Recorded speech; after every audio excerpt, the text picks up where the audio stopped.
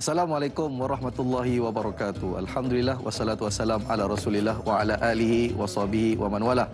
Apa khabar semua sidang penonton? Mudah-mudahan Allah SWT memberikan kesihatan dan kesihatan ini dapat kita gunakan untuk beriman dan beribadah kepada Allah Subhanahu wa taala.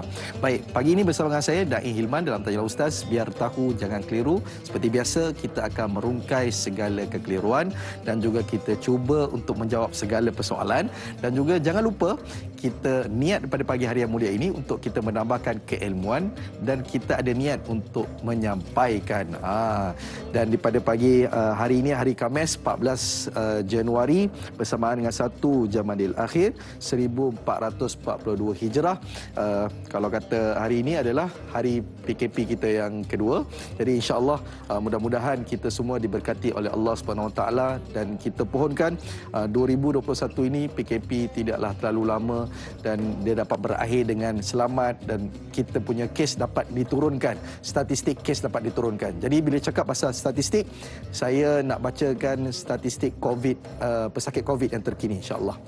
Baik, kalau kita tengok di sini status terkini COVID-19 di Malaysia, kes baru adalah 2,985 dan kes sembuh kita lihat 994 dan kematian baru 4 orang. Jadi kita lihat kat situ masih lagi dalam kadar 2,000 lebih, dan kita pohonkan kadar ini menjadi 3 angka ataupun 2 angka dan seterusnya tiada insya-Allah. Baik, saudara, sahabat penonton semua, hari ini sebelum kita mula sama-sama pagi hari, saya selalu pesan kepada diri saya dan kita semua, kita mensyukuri nikmat Allah Subhanahu Wa Taala kerana masih lagi mengkurniakan kepada kita 2 nikmat sangat besar dalam kehidupan kita, iaitu nikmat iman dan juga nikmat Islam, dan kita pohonkan nikmat ini berkekalan sehingga ke akhir nyawa kita insya-Allah. Amin amin ya rabbal alamin. Baik, saudara, hari ini topik kita adalah mengenai sirah, kenali Imam Ahmad bin Hanbal.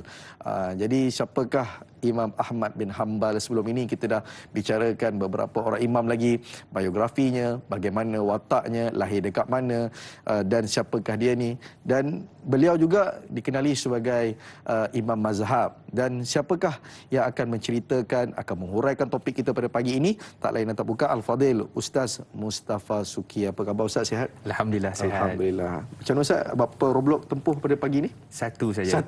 Alhamdulillah. Itu pun pagi tadi hujan Ustaz di kawasan kita ni. Betul. Jadi kita pun minta berhati-hatilah kepada sahabat penonton semua dalam perjalanan pergi kerja dan sebagainya.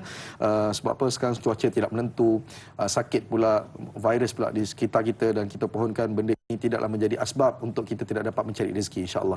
Baik Ustaz, sebagai mukadimahnya sebelum kita mula, kita nak bagi tahu penonton Ustaz, kita pun tanyalah Ustaz, kita nak menanti soalan daripada mereka. Sekiranya ada persoalan, boleh terus hubungi kita talian 18881677 ataupun boleh ke Facebook kami Tanyalah Ustaz TV3 untuk bertanyakan soalan. Dan ingat, di ruangan Facebook kita ada siaran langsung, dan di situ juga kita boleh berkongsi dengan rakan-rakan kita di media sosial. Sebagai mukadimahnya Ustaz, Imam Ahmad bin Hanbal, apakah permulaannya yang terbaik untuk kita bicarakan dan kenapa kita kena belajar mengenai sirah pada pagi ini? Silakan Ustaz. Assalamualaikum warahmatullahi wabarakatuh. Innal hamdalillah nahmaduhu wa nasta'inuhu wa nastaghfiruh wa na'udzu billahi min shururi anfusina wa min sayyiati a'malina. May yahdihillahu fala mudilla lahu wa may yudlil fala hadiyalah. Asyhadu an la ilaha illallah wahdahu la syarika lah wa asyhadu anna Muhammadan abduhu wa rasuluh. Allahumma salli wa sallim ala sayidina Muhammad wa ala alihi wa ashabihi wa man tabi'ahum bi ihsanin ila yaumiddin. Amma ba'd. Yang muliakan pengemudi pada pagi ini, iaitulah moderator Dai Hilman, kemudian sidang penonton yang dirahmati Allah Subhanahu Wa Taala, sama ada di Facebook Tanyalah Ustaz ataupun di kaca televisyen TV3. Jadi alhamdulillah pagi ini kita dapat bertemu lagi, bersiaran lagi dalam Tanyalah Ustaz, dan ini merupakan siri setiap pagi kita setelah solat subuh, walaupun subuh agak lewat kan, tapi dia memberikan ruang dan peluang untuk kita menuntut ilmu, dan pelbagai topik dihidangkan di dalam Tanyalah Ustaz. Hari ini insya-Allah kita bincang tajuk berkaitan dengan sirah, yang mana sirah Imam Ahmad bin Hanbal ni walaupun dia dah lewat dah, dia bukan di zaman Nabi SAW, dan dan beliau juga bukan di zaman tabi'in, akan tetapi dia punya perkembangan ataupun ilmu ataupun mazhab itu sangat besar sebenarnya, pengaruhnya ataupun manfaatnya di dalam dunia Islam itu secara umumnya. Dan kalau kita tengok daripada sudut asasnya, saya sebelum nak bincang siapa itu Imam Ahmad, kita nak bincang dulu sebenarnya pertama sekali kewajipan ataupun kepentingan kita berbelajar sirah ni adalah sangat utama, kerana sebab tu disandarkan kata-kata kepada Sayyidina Ali radhiyallahu anhu, kita nak jadikan ikon, kita nak jadikan orang ni sebagai ikutan, dia tu sebaiknya orang yang telah meninggal dunia. Kan, kalau orang yang belum meninggal dunia ni kita tak tahu kesudahan dia macam mana. Jadi kalau kita tengok Imam Ahmad, Imam Syafi'i, Imam Malik dan sebagainya, maka kesudahan mereka ni adalah kesudahan yang baik, kesudahan yang kita kata sebagai memberi impak yang besar kepada Islam dan juga kepada ilmu yang disampaikan oleh mereka kepada masyarakat, dan juga sehinggalah ke hari kiamat ilmu itu dimanfaatkan insya-Allah. Dan itu yang pertama sekali. Yang kedua, kita lihat daripada sudut mazhab ni sebenarnya bukan 4. Mazhab ni sebenarnya sebahagian ulama kata 17. Sebahagian ulama kata hampir 70. Kerana dia mazhab ni dia aliran yang mana asalnya daripada Quran, Sunnah, Ijma', Qiyas, akan tetapi dia terpecah ataupun dia itu tersebar dengan sebab yang pelbagai. Antaranya dengan sebab waktu itu memerlukan kepada fatwa yang baru, kemudian juga dengan sebab keadaan setempat dan sebagainya. Maka mazhab itu kalau kita tengok secara umum, kita tahu Imam Abu Hanifah kita dah lalu dah, Imam Malik kita dah lalu, Imam Syafi'i kita dah lalu, Imam Ahmad bin Hanbal. Adakah berakhir di situ saja? Sebenarnya kalau kita tengok, kita sebut tadi 17 mazhab ini, dia sebenarnya yang masyhurnya yang masih hidup sampai ke hari ini adalah 4. Akan tetapi kalau cerita daripada sejarah mazhab itu, kita ada mazhab Thawri, ada mazhab Sufyan ibn Uyainah, mazhab Tabari, mazhab Abu Thawr dan banyak lagi. Akan tetapi mereka ini terkubur dan juga tidak ada pengikut yang menghidupkan amalan mazhab itu. Itu kita kena faham konsep daripada awal dulu. Dan Imam Ahmad bin Hanbal bukanlah mazhab yang terakhir. Jadi kita sebut tadi ada lagi mazhab-mazhab yang lain yang terkenal, akan tetapi telah pun terkubur dengan sebab tidak ada pengikutnya. Itu yang kedua. Yang ketiga, semua mazhab-mazhab yang ada ni dia berdiri di atas acuan yang sama. Quran, Sunnah, Ijma', Qiyas itu asasnya. Tetapi ada sedikitlah perbezaannya, insya-Allah nanti kalau ada masa kita lebih panjang-panjangkan. Tetapi kaedahnya, caranya nak mengeluarkan hukum khususnya dalam fiqh, maka semua itu akan bergantung pada Quran. Cuma cara faham, kaedah metodologi yang digunakan untuk mengeluarkan hukum daripada Quran dengan Sunnah tu sedikit berbeza. Tapi asasnya adalah sama. Itu yang ketiga. Dan yang keempat, kita boleh lihat bahawa Imam Ahmad ataupun mazhab-mazhab yang muncul ni, dia bukan untuk menyusahkan. Dia adalah untuk memudahkan. Saya buat satu contoh. Katalah, dalam mazhab Hanbali rahimahullah ini, ataupun mazhab Imam Ahmad bin Hanbal, bila mana kita nak pergi ke satu tempat nak qada, nak buang air kecil lah. Jadi bila kita nak qada, nak buang air kecil itu, antara perkara yang disunnahkan adalah kita bawa batu. Jadi kalau dalam mazhab Imam Syafi'i, dalam mazhab Imam Ahmad bin Hanbal, maka dia memudahkan. Maksudnya kalau tak bawa batu pun guna air pun boleh. Tapi kalau pandangan pada ulama-ulama, contoh sebahagian pandangan daripada Imam Malik, Imam Abu Hanifah, dia kena guna batu. Sebab dalam hadis kata Nabi SAW dalam riwayat Abu Daud, "Falyadhhab bi thalathati ahjar." Maka dia kena bawa paling kurang 3 biji batu. Yang ni kadang-kadang kalau di Malaysia tak sesuai lah. Jadi penuh pula bilik air nanti dengan batu kan. Jadi di tempat lain tu, yang tempat tidak ada air, maka praktikal mazhab itu. Maka mazhab ini memudahkan dan dia memberikan jalan keluar kepada masyarakat untuk kita kata beribadah walaupun dalam keadaan yang tidak sempurna. Maka Imam Ahmad bin Hanbal, nama sebenar beliau ialah Ahmad bin Muhammad bin Hanbal bin Hilal Asy-Syaibani. Ini nama penuh beliau lah. Sebenarnya kita selalu sebut Imam Ahmad bin Hanbal. Hanbal tu nama datuk dia. Macam Imam Syafi'i, Muhammad bin Idris Asy-Syafi'i. Syafi'i tu datuk Imam Syafi'i. Akan tetapi yang lebih popular nama datuknya.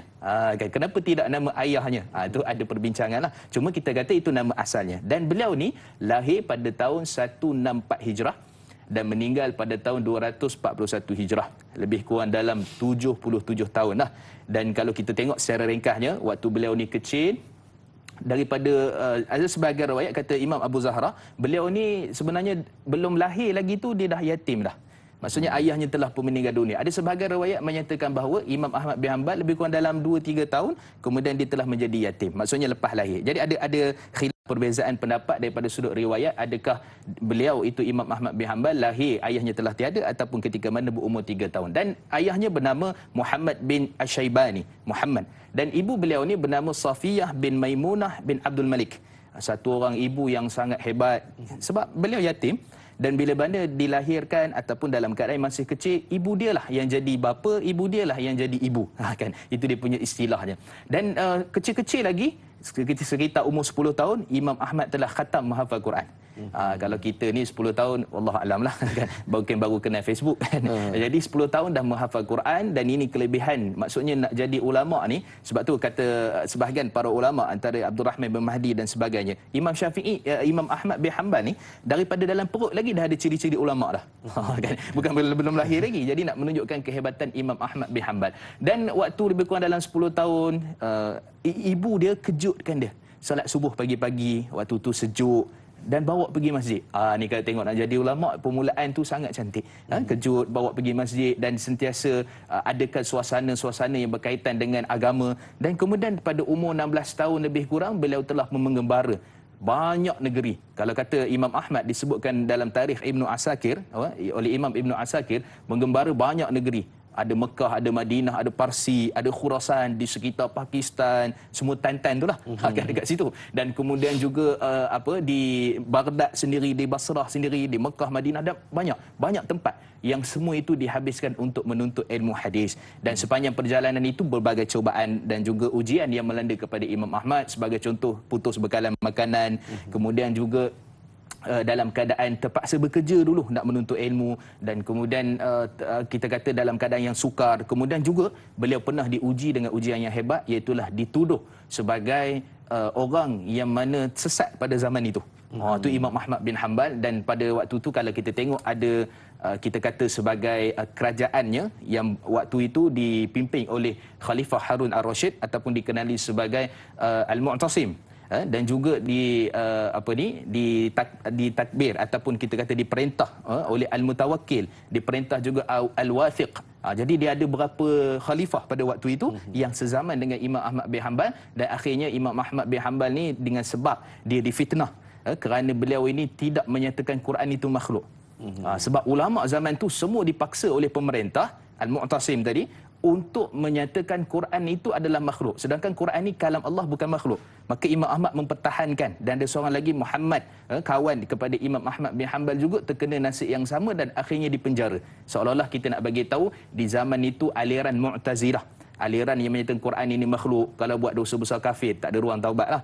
Kemudian nas-nas ini berkaitan dengan akal saja, dia tak perlu kepada nas. Akal lebih utama daripada nas Quran dan sunnah. Jadi banyaklah fahaman-fahaman yang menyimpang bila mana dibawa oleh ulama-ulama Mu'tazilah. Jadi Imam Ahmad tentang, sebab tu beliau dipanggil ulama Imam Ahlussunnah wal Jamaah. Kerana menentang aliran yang mana bersalahan dengan aliran Ahlussunnah wal Jamaah. Dan kemudian beliau dipenjara. Macam mana keadaan di penjara tu insya-Allah kita akan bincangkan. Dan sehinggalah Imam Ahmad wafat. Di akhir kehidupan Imam Ahmad, beliau meninggal dunia dengan keadaan yang hampir 1.3 juta menyolatkan jenazah Imam Ahmad bin Hanbal. Dikhabarkan oleh Imam Ibnu Kathir dalam kitab beliau Siyarul A'lam Nubala dan sebagainya, menyatakan 10,000 orang Yahudi masuk Islam ketika Imam Ahmad meninggal dunia. Lebih kurang dalam 780,000 orang yang hadir kepada pemakaman Imam Ahmad dekat rumah tu, sehingga kan Khalifah Al-Mutawakkil pada waktu itu, sebab zaman Al-Mutawakkil Imam Ahmad dibebaskan daripada penjara, lebih kurang dalam 28 bulan dipenjarakan Imam Ahmad. Dan kemudian waktu itu disambut oleh semua, sebab semua orang ni sokong Imam Ahmad. Tapi sebabkan Imam Ahmad ni dia imam yang hebat, akan tetapi orang lain tak boleh nak buat apa pada waktu itu. Maka bila Imam Ahmad dikeluarkan daripada penjara, diselamatkan, dan waktu tu dah sakit dah sebenarnya. Kan disebabkan lama, 28 bulan, bukan 2 tahun lebih lah di penjara dengan keadaan yang disebatnya 160 kali sebatan.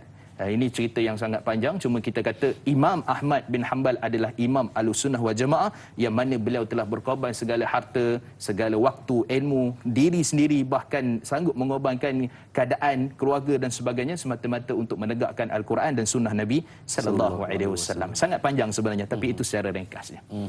Itu secara ringkas, makna kata Ustaz dah bagi tahu kepada kita apakah hin-hin, apakah perkara-perkara yang kita akan bincangkan. Dan saya menarik apabila Ustaz katakan tadi Imam Ahmad bin Hanbal ni dibawa oleh ibunya ke masjid bermula pada umur 10 tahun. Itu amalan terbaik untuk kita mulakan sebagai orang kata apa? Mukadimahnya Ustaz Mukadimah untuk mengajar anak-anak kita untuk menjadi lebih alim insya-Allah. Saya nak bacakan satu soalan daripada Facebook, soalan yang bertuah pada pagi ini daripada Ana Karnina. Assalamualaikum Ustaz dan Naim. Waalaikumsalam warahmatullahi. Apakah nasab keturunan Imam Ahmad bin Hanbal? Di manakah Imam Ahmad bin Hanbal dibesarkan dan mendapat pendidikan awalnya? Jadi soalannya keturunan Ustaz, asal daripada mana dan juga di mana dibesarkan dan pendidikannya secara ringkas. Silakan. Baik, bismillah wassalatu wassalamu ala Rasulillah. Imam Ahmad bin Hanbal ni dia sama macam keturunan Imam Syafi'i. Imam Syafi'i dia bertembung nasabnya dengan Abdul Manaf, iaitulah daripada keturunan Nabi sallallahu alaihi wasallam. Iaitu akan tetapi Imam Ahmad bin Hanbal ayahnya Muhammad bin Asy-Syaibani tadi dan juga ibunya Safiyah tadi, dia bertembung nasabnya dengan generasi ke-18 daripada keturunan Nabi sallallahu alaihi wasallam, iaitulah Rabi'ah bin Nizar. Nizar ni adalah daripada silsilah, kalau kita tengok silsilah nasab keturunan Nabi tu, dia akan bertembung pada keturunan Nizar yang ke-18 dan sampailah ke Adnan, kemudian sampai ke Ibrahim, kemudian sampai Nabi Adam AS. Jadi menunjukkan bahawa beliau ni adalah salah satu daripada keturunan Nabi SAW yang bertembung ayah dan ibunya. Bukan ibu semata-mata, bukan ayah semata-mata, tapi ibu dan ayahnya bertembung pada nasab yang sama, iaitulah daripada Rabi'ah bin Nizar. Dan secara ringkasnya kita sebut permulaan sewaktu kecil tu ibu kepada Imam Ahmad bin Hanbal ni, beliau ini sebenarnya merupakan satu orang yang dia sangat, maksudnya dalam keturunan yang baik-baik lah. Dalam keturunan yang alim, dalam keturunan ataupun keturunan para ulama dan sebagainya. Dan waktu kecil itu sendiri telah disiapkan, sebagai contoh bila mana Imam Ahmad bin Hanbal nak mencapai usia remaja. Kata ibu kepada Imam Ahmad bin Hanbal, beliau menyatakan, aku lepaskan engkau wahai Ahmad bin Hanbal, kalaulah kamu ni hilang maka Allah menjaganya. Allah akan menjaga kamu. Dan kalau tengok dalam sepanjang perjalanan menuntut ilmu tu, selepas menghafal Quran, dan antara guru Quran beliau yang awal adalah Bashar. Ya, Imam Bashar ni antara yang awal Quran dan juga hadis daripada Nabi SAW. Jadi dia ada guru lagi lah daripada awal, daripada kecil umur 15 ke 16 tahun tu. Dan akhirnya selepas pada waktu itu Imam Ahmad bin Hanbal mengembara, dan sehingga beliau pernah tersesat 3 kali. Kan? Sebab nak pergi ke Mekah, ke Madinah, nak pergi ke Parsi dan sebagainya, dia dulu bukan ada GPS kan, bukan ada Waze ataupun apa. Jadi ikut jalan-jalan kemudian tersesat, kemudian kena patah balik. Kata Imam Ahmad bin Hanbal, aku doa pada Allah Subhanahu wa taala, iaitulah doa dia, ya dalilul hairin dullani, wahai Tuhan yang menunjukkan jalan, maka tunjukkanlah jalan. Maksudnya wahai orang-orang yang berada, iaitulah wahai Tuhan yang berada di samping orang-orang yang kehairanan. Maksudnya pelik, jalan mana nak ikut ni? Ikutlah aku jalan yang benar. Dan disebabkan itu Imam Ahmad kata, sebaik aku doa saja, Allah tunjukkan aku jalan yang benar. Jadi Imam Ahmad istighfar, kemudian juga Imam Ahmad dengan keadaan berdoa kepada Allah dan keadaan yang sukar, yang susah. Dan kalau kita tahu bahawa sebenarnya menuntut ilmu zaman Imam Ahmad itu bukan menuntut untuk nak dapat PhD. Nak dapat gelaran, ada master, ada ijazah, boleh kerja di jabatan kerajaan ke kan, boleh kerja jadi tenaga pengajar ke, tak ada. Itu Imam Ahmad bin Hanbal menuntut ilmu lillahi ta'ala, kerana Allah, kerana nak bantu umat, kerana nak menyingkap kejahilan ataupun tidak tahu dalam diri sendiri. Itu Imam Ahmad. Kalau kita hari ini berbeza niatnya, mungkin niatnya nak CJ, nak itu, nak kerja baik, nak apa dan sebagainya, maka perbetulkan niat. Bagi orang yang menuntut ilmu di luar sana, anak-anak muda, perbetulkan niat kita dalam menuntut ilmu, bukan untuk kita nak bersaing dengan ulama ke, bukan kita nak jadi pandai ke apa, tapi adalah kerana Allah Subhanahu wa taala. Jadi kalau kita tengok tadi, pembelajaran itu sendiri telah dididik oleh ibunya sendiri, sehinggalah beliau dipanggil sebagai Imam Ahmad bin Hanbal, pengasas kepada mazhab Imam Hanbali ataupun pengasas mazhab Hanbali. Dan dengan sebab itu Imam Ahmad bin Hanbal terkenal dengan keadaan apapun, keadaan macam mana pun, tetaplah beliau dipanggil sebagai Imam Ahmad bin Hanbal. Jadi waktu kecil itu sini acuannya sangat cantik, sehingga kan Imam Ahmad bin Hanbal itu dilepaskan oleh ibunya, dan kemudian bila balik semula ke Basrah pada waktu itu, sebab tu beliau dipanggil Al-Basri.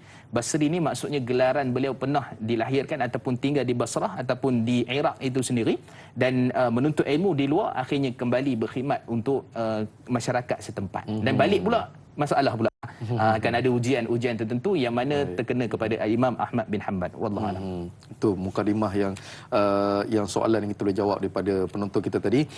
Ustaz, mana kata satu nasihat untuk kita lah. Mana kata dalam kehidupan kita ni dia mesti ada apa benda yang kita nak kena buat. Maksud kata ada aturannya dalam kehidupan kita. Itu yang kita nak kena belajar, tuan-tuan dan puan-puan. InsyaAllah kita akan berehat seketika. Kembali lagi selepas ini. Biar tahu, jangan keliru.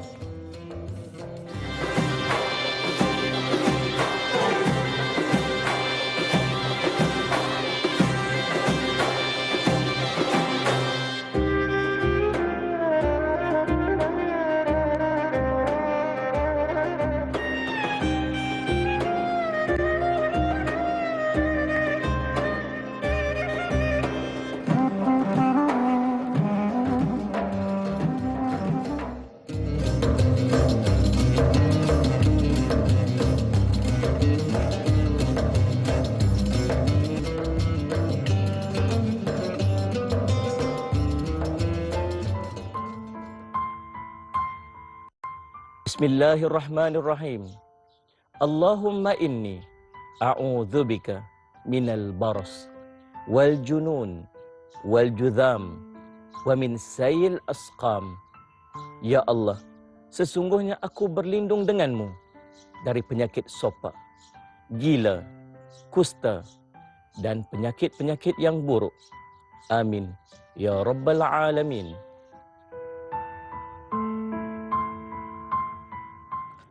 Alhamdulillah, kembali kita lagi dalam majlis ilmu. Tanyalah Ustaz, biar tahu, jangan keliru.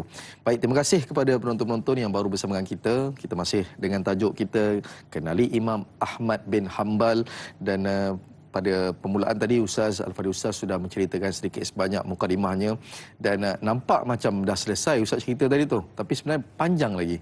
Apakah yang berlaku di antara daripada dia hidup, daripada awal sehinggalah beliau wafat. Banyak perkara yang berlaku.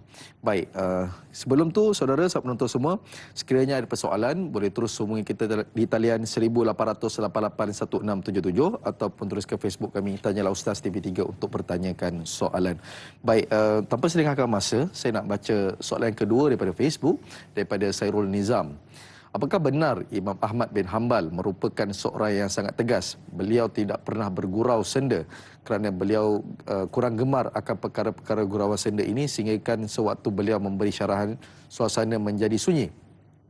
Ini kerana orang ramai yang ketika itu mendengar syarahannya, mereka takut hendak bercakap atau melakukan sesuatu yang tidak sopan ketika hadis disampaikan oleh Imam Ahmad bin Hanbal kerana ketegasan beliau. Mohon pencerahan. Assalamualaikum.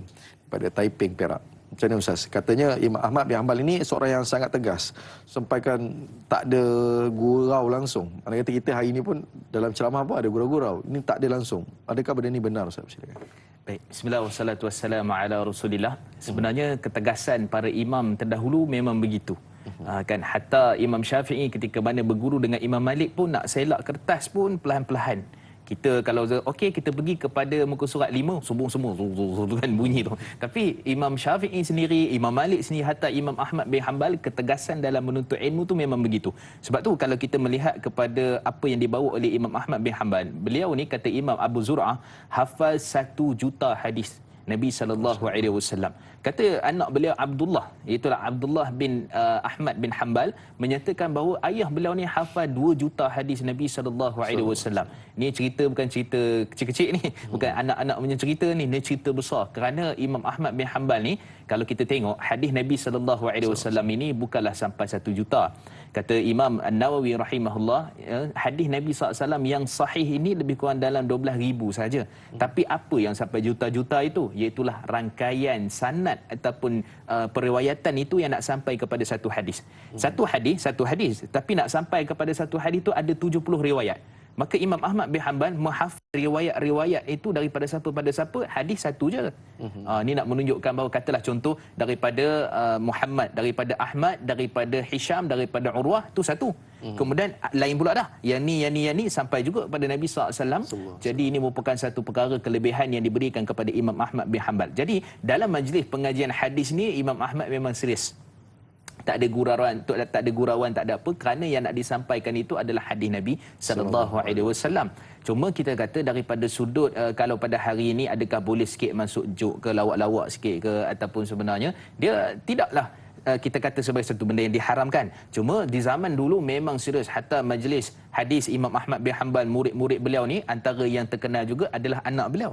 Sebagai contohnya Salih bin Ahmad, sebagai contohnya Abdullah bin Ahmad, sebagai contohnya Abu Bakar Al-Marwazi dan sebagainya. Jadi ramai murid-murid Imam Ahmad ni, sebab tu mereka tu jadi murid yang hebat juga, kerana cara Imam Ahmad mengajar itu. Jadi memang dalam keadaan yang begitu tekun, dalam keadaan yang begitu kita kata bukanlah keras sebenarnya, metod dan cara itu supaya ilmu yang didapatkan ataupun yang diajarkan kepada anak murid itu akan memberi kesan yang besar, dan dia merupakan satu daripada menyampaikan Quran dan sunnah Nabi SAW. Dan kalau kita lihat daripada sudut Imam Ahmad itu sini, ketegasan beliau bukan setakat mengajar, hatta bila mana beliau diuji pun, apa keadaan pun sanggup mati dah untuk mempertahankan akidah, yang mana pada waktu itu kalau kita tengok ketika mana perdebatan dengan Muhammad ataupun Ibnu Abi Du'ad, juga perdebatan dengan seorang lagi iaitu Al-Marashi. Ini dua-dua ni kepala Mu'tazilah.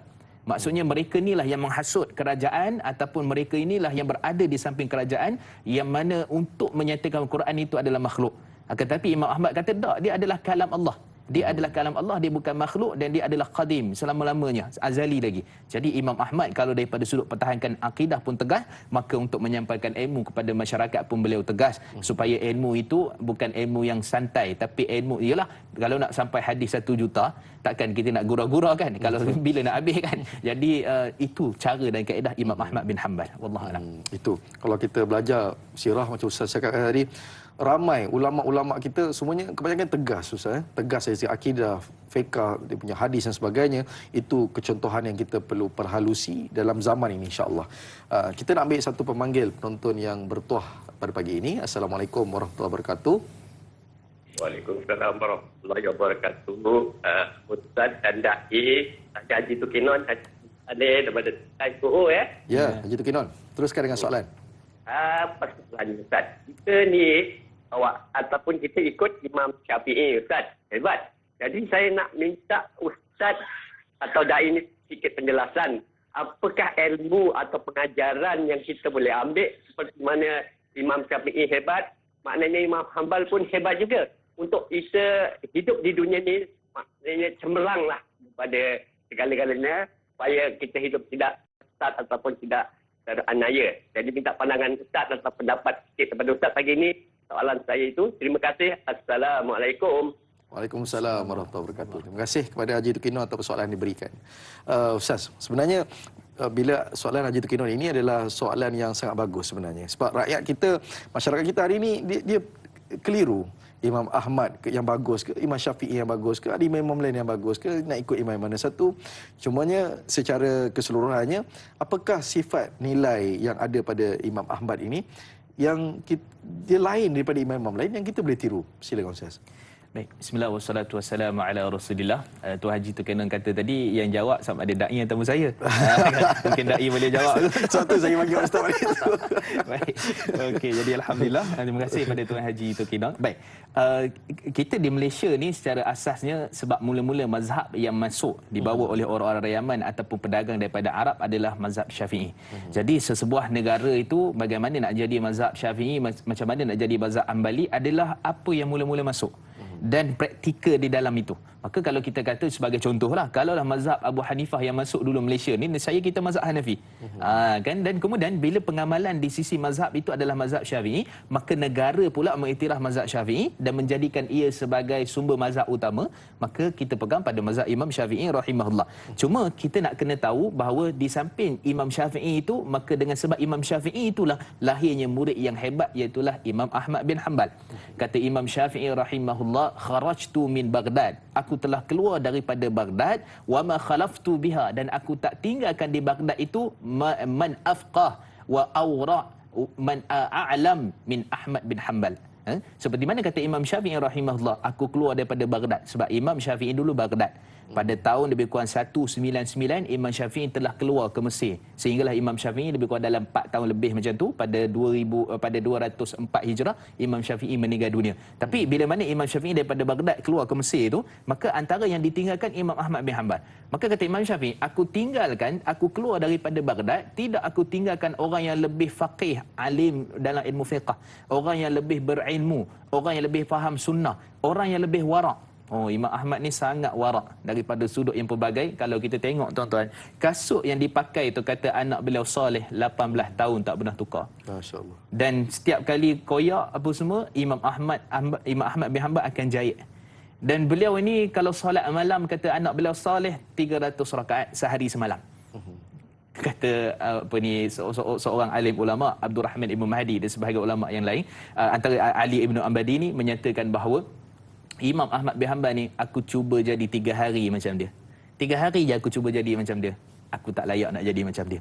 Sebenarnya boleh je. Nak ceritanya warak juga imam itu, iaitulah Abdul Rahman Ibn Mahdi kata sehingga sampai begitu. Imam Ibn Ali Madini menyatakan bahawa kalaulah Imam Ahmad bin Hanbal ni duduk dalam Bani Israel bagaimana zaman Nabi Musa AS, nescaya dia akan jadi hujah bintang. Sebahagian riwayat menyebutkan beliau ini akan jadi Nabi. Imam Ahmad bin Hanbal, nak ceritanya punyalah pujian ulama kepada beliau, dan ini tidak mengurangkan sedikit pun kedudukan Imam Syafi'i. Kerana Imam Ahmad bin Hanbal, dia bertemu dengan Imam Syafi'i, belajar ilmu berkaitan dengan fiqh, usul fiqh. Maksudnya ilmu fiqh yang didapat daripada Imam Syafi'i itu, permulaan kepada penggembaraan ilmu fiqh itu adalah daripada Imam Syafi'i. Sebab Imam Ahmad bin Hanbal ni terkenal dengan hadis. Kemudian beliau pada Imam Malik meninggal pada tahun 179. Bila mana beliau pergi ke Madinah, walaupun waktu tu masih muda tak sempat jumpa dengan Imam Malik. Tapi beliau sempat berjumpa dengan anak murid Imam Abu Hanifah, iaitulah Aqadi Abu Yusuf. Nak ceritanya ada kesinambungan ni. Yang ni ada gurunya, yang ni saling berguru dengan ni. Kemudian kata Imam Imam Syafi'i rahimahullah, kami tak mengetahui hadis dengan lebih dalam melainkan daripada Ahmad bin Hanbal. Nak menunjuknya imam, guru saling menghormati antara satu sama lain. Tapi nak bawa dengan keadaan sekarang, orang keliru dan sebagainya. Sebenarnya kita tak membaca sejarah. Sebenarnya kita tak melihat bagaimana interaksi antara imam-imam yang ada. Kalau kita melihat kepada itu, betapa harmoninya di zaman itu, tidak ada tuduh-tuduh sesat menyesat dan sebagainya. Dan sehingga pada zaman ini kalau kita katakan siapa murid Imam Syafi'i yang paling unggul adalah Imam Ahmad bin Hanbal. Siapa guru Imam Ahmad bin Hanbal yang paling unggul dan yang paling banyak memberi, kita kata malakah ni maksudnya cerita-cerita kisah ataupun kebaikan cara istinbat hukum daripada dalil-dalil Quran dan Sunnah, melainkan daripada Imam Syafi'i. Jadi kita kata tak keliru pun sebenarnya. Semua itu ada kelebihan masing-masing dan masing-masing saling memuji antara satu sama lain. Ini kelebihan. Sebab kita tengok, kalau imam tu pada zaman tu dia tak dipuji, dia bukan imam. Anak murid tak puji, imam guru pun tak puji, dia bukan imam. Tapi kalau dia dipuji oleh bukan setakat masyarakat, yang puji dia ni pun imam juga.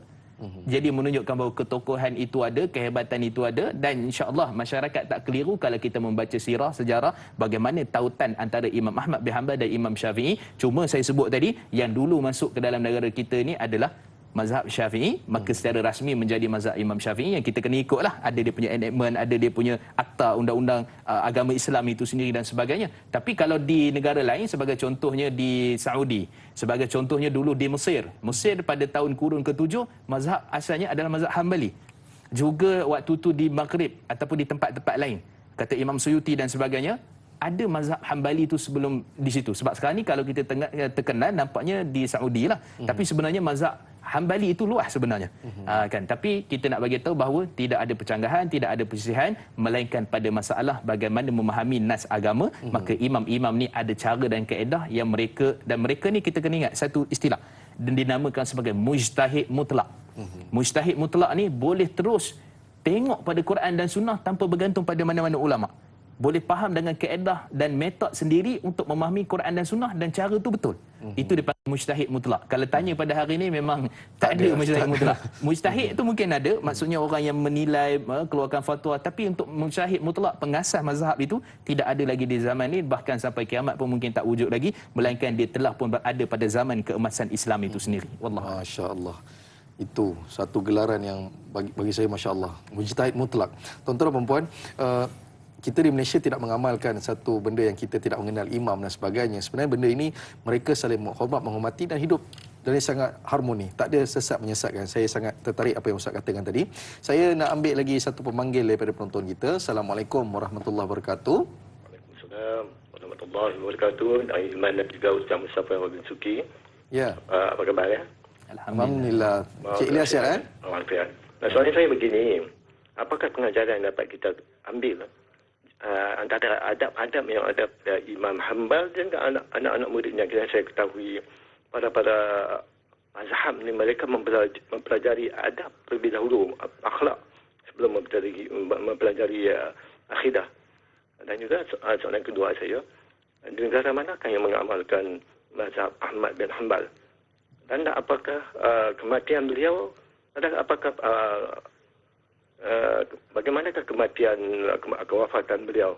Disebabkan penyakit kah ataupun bagaimana? Minta pencerahan daripada Ustaz. Terima kasih. Assalamualaikum. Waalaikumsalam warahmatullahi wabarakatuh. Terima kasih kepada Tuan Ilyas atas soalan yang diberikan. Pertama Ustaz, dia tanya mengenai adab. Adab mungkin adab muridnya dengan Imam Ahmad dan juga mungkin adab Imam Ahmad terhadap muridnya. Dan tadi Ustaz kata ada jutaan orang datang ketika mana kematian wafatnya Imam Ahmad bin Hanbal. Bagaimana kematiannya? Disebabkan sakit apa dan sebagainya? Silakan. Baik, bismillah wassalatu wassalamu ala Rasulillah. Ada beberapa soalan di situ. Yang pertama sekali berkaitan dengan adab. Jadi adab ni sebenarnya, hatta kalau kita sebut tentang adab, Imam Ahmad bin Hanbal itu sendiri sangat beradab dengan murid-muridnya. Sedangkan bila mana Imam Ahmad bin Hanbal setelah selesai mempelajari ilmu-ilmu mengembara mencari hadis Nabi SAW, beliau balik ke Baghdad. Balik ke Baghdad buat macam biasa. Buat macam biasa tu macam mana? Pikul kayu, pergi berjual beli di pasar dan sebagainya. Sehingga orang tengok Imam Ahmad ni kesian. Kesian sangat. Sebab apa? Beliau ini alim, hebat. Dan itu sebelum masuk penjara lah, sebelum ditangkap dan sebagainya. Akan tetapi pekerjaan beliau itu sangat simple, sangat mudah, sangat senang seperti pekerjaan orang-orang yang lain. Dan kata Imam Syafi'i rahimahullah, Imam Ahmad bin Hanbal ni adalah imam kepada fuqara, fakir miskin. Maksudnya beliau ni miskin dengan keadaan yang yatim, dan bila balik semula ke Baghdad dan dalam keadaan meneruskan kehidupan, ada beberapa riwayat disebut seperti mana disebutkan dalam kitab syarah kepada syarah Usul Sunnah Imam Ahmad bin Hanbal. Pensyarah itu menyatakan bahawa beliau ni tenun kain. Kemudian duit tak cukup nak pergi belajar pada waktu itu, kita kata terpaksa mencagarkan tanah pusakanya, dan kemudian pada waktu itu terpaksa menjual baju yang dia ada. Itu semata-mata untuk menuntut ilmu kerana Allah Subhanahu wa taala. Dan adabnya, beliau ni dengan muridnya tak pernah menganggap beliau adalah guru. Tak pernah menganggap beliau adalah guru. Sebagai contoh, ketika mana beliau berada di pasar dan pada waktu itu semua orang tengok kesian, Imam Ahmad kesian, Imam Ahmad semua nak pergi tolong angkat barang. Imam Ahmad, dia menangis. Dia jatuhkan barang dia, dan pada waktu itu Imam Ahmad menyatakan bahawa lau alimtum ma indi minadz-dzunub wal khataya la hasautun ala ra'si biturab, kata Imam Ahmad. Kalau kamu tahu dekat aku ni ada dosa, ada keburukan, ada maksiat, nescaya kamu akan ambil pasir, kamu baling atas kepala aku. Warak Imam Ahmad. Maksudnya ketegasan dan juga daripada sudut adab Imam Ahmad. Dan kemudian pada waktu beliau telah pun dibebaskan, ketika zaman Al-Mutawakkil itu beliau dibebaskan, dan semua orang puji Imam Ahmad. Imam Ahmad adalah Imam Ahmad ni, sehingga tentera-tentera dulu masa zaman Al-Mu'tasim, masa zaman Khalifah Ma'mun, tentera itulah yang pergi sebat Imam Ahmad.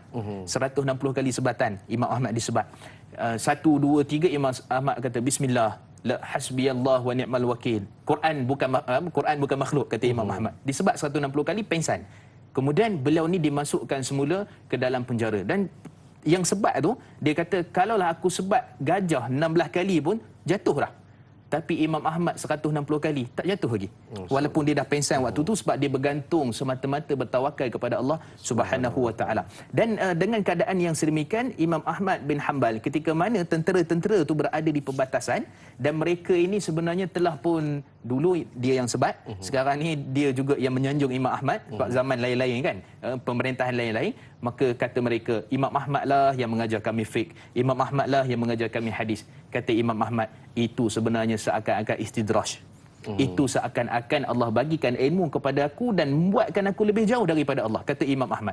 Ceritanya adab Imam Ahmad dengan ilmu, adab Imam Ahmad dengan murid, adab Imam Ahmad dengan masyarakat, semua itu adalah satu perkara yang sangat besar ditanam oleh Imam Ahmad kepada masyarakat, khususnya pada kita. Dan kalau kita tengok juga akhir kematian Imam Ahmad bin Hanbal, dia lebih kurang tak berapa lama dah setelah mana dia bebaskan, kata anak beliau Saleh, itulah Saleh ni anak kepada Imam Ahmad bin Hanbal, ketika mana telah dibebaskan tu ayah dia ni dah cedera dah sakit dan tak mampu nak berdiri sangat, dengan keadaan dia tidaklah nazak tapi apa kita kata kesihatan tu semakin uzur dengan keadaan yang sedemikian.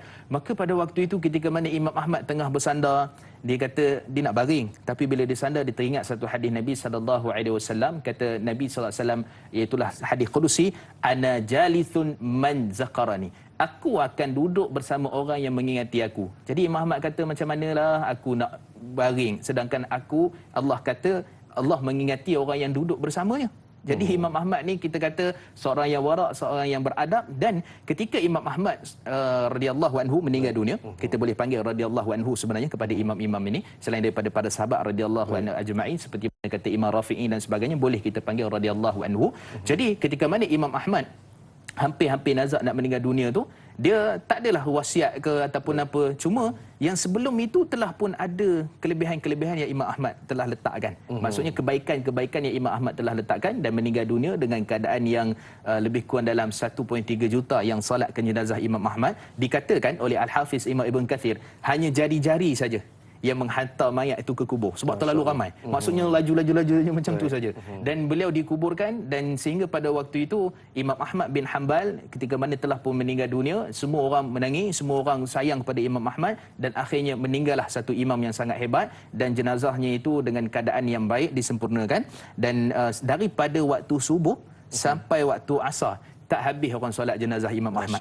Nak ceritanya sepanjang sejarah, itulah satu imam yang ramai sangat orang solat. Sekarang mudah je dekat Masjidil Haram ramai. Tapi zaman itu yang mana kedudukan Baghdad lebih kurang dalam 2 juta, tapi ramai yang solatkan jenazah Imam Ahmad. Baik, daripada subuh sampai asar tuan-tuan, itu cukup panjang solat jenazah itu. Baik, kita akan berehat seketika, kembali lagi selepas ini. Biar tahu, jangan keliru.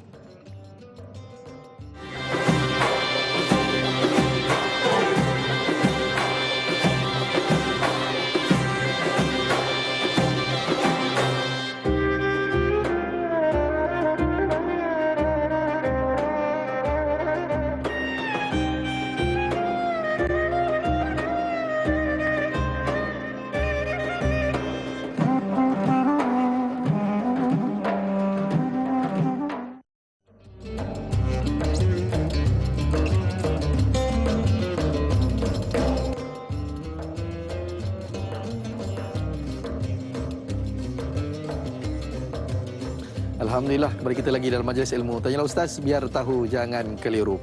Baik, tuan-tuan dan puan-puan, kita masih dengan topik perbincangan kita dengan kenali Imam Ahmad bin Hanbal bersama dengan Fadil Ustaz Ahmad, Ustaz Mustafa Suki. Tahu saya Ustaz Ahmad pula.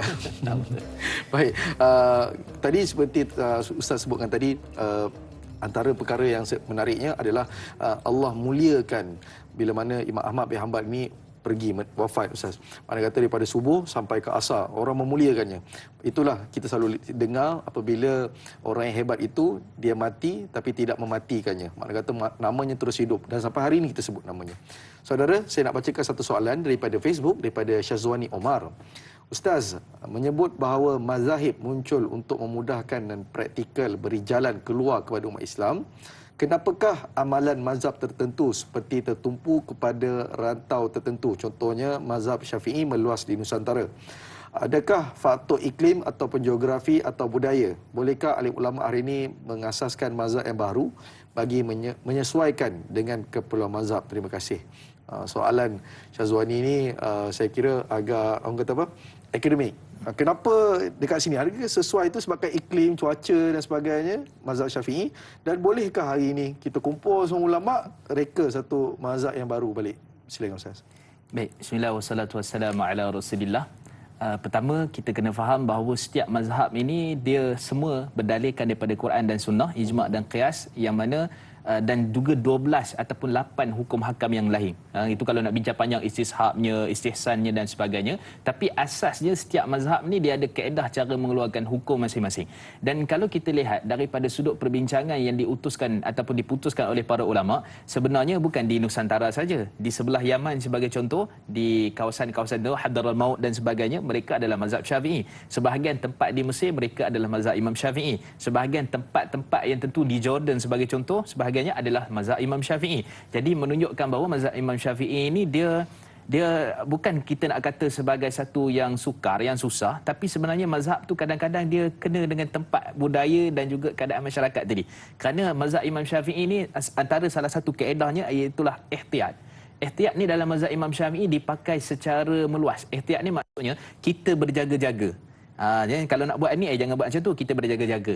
Dengan sebab tu kita tak buatlah benda tu. Tapi sebahagian ulama kata boleh buat je sebab ada dalil dan perbincangan dan sebagainya. Tapi mazhab Syafi'i kata tak, kita berjaga-jaga supaya kita tidak begini dan begitu dan sebagainya. Jadi sebenarnya betul keadaan budaya masyarakat setempat memang itu kadang-kadang sesuai dengan iklim mazhab itu.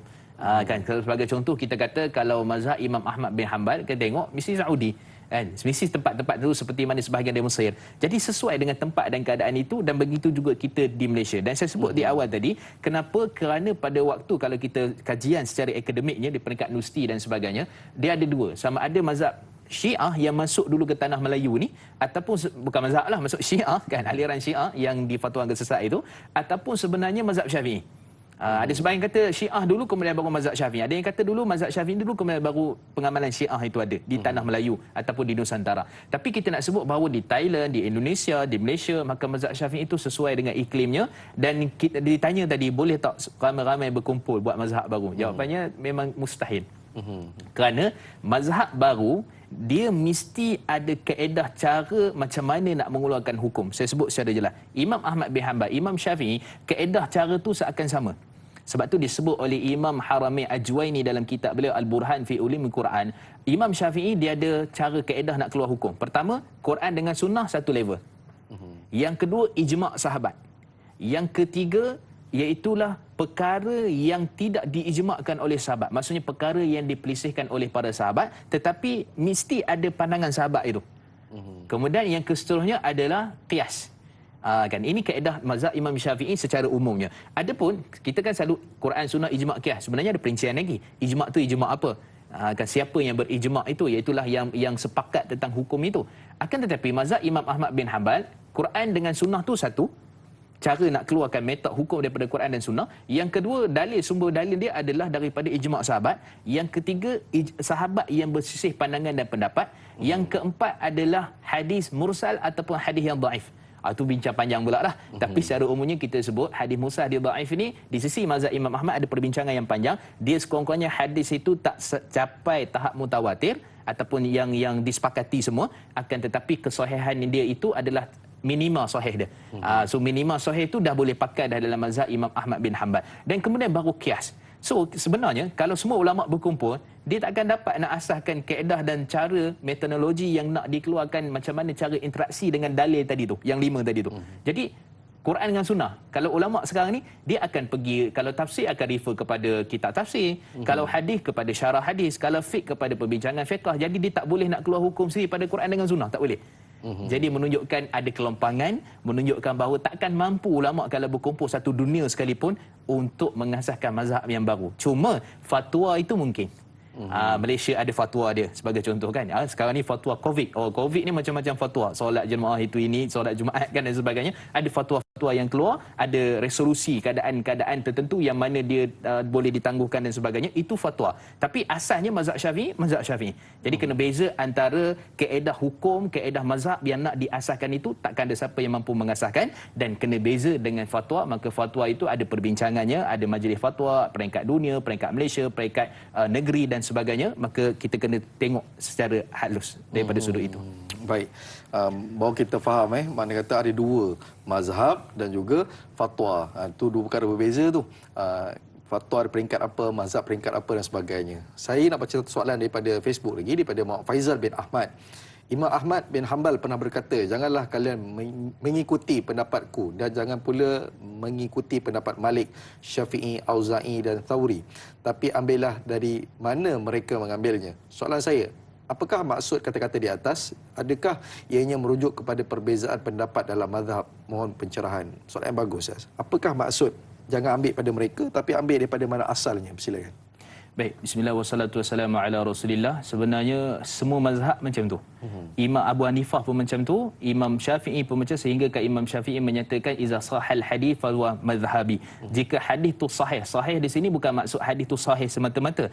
Jika hadis tu sahih dan betul cara kamu mengambil hukum daripada hadis tu, maka itu adalah pegangan mazhabku. Dan kemudian disebut juga Imam Ahmad dan imam-imam lain, la tuqalliduni wa la tuqallidu Malikan walau Syafi'an, jangan taklid pada aku, jangan taklid kepada Syafi'i, jangan taklid kepada Imam Malik dan sebagainya, Imam Syafi'i, tapi taklidlah daripada mana mereka mengambil hukum itu.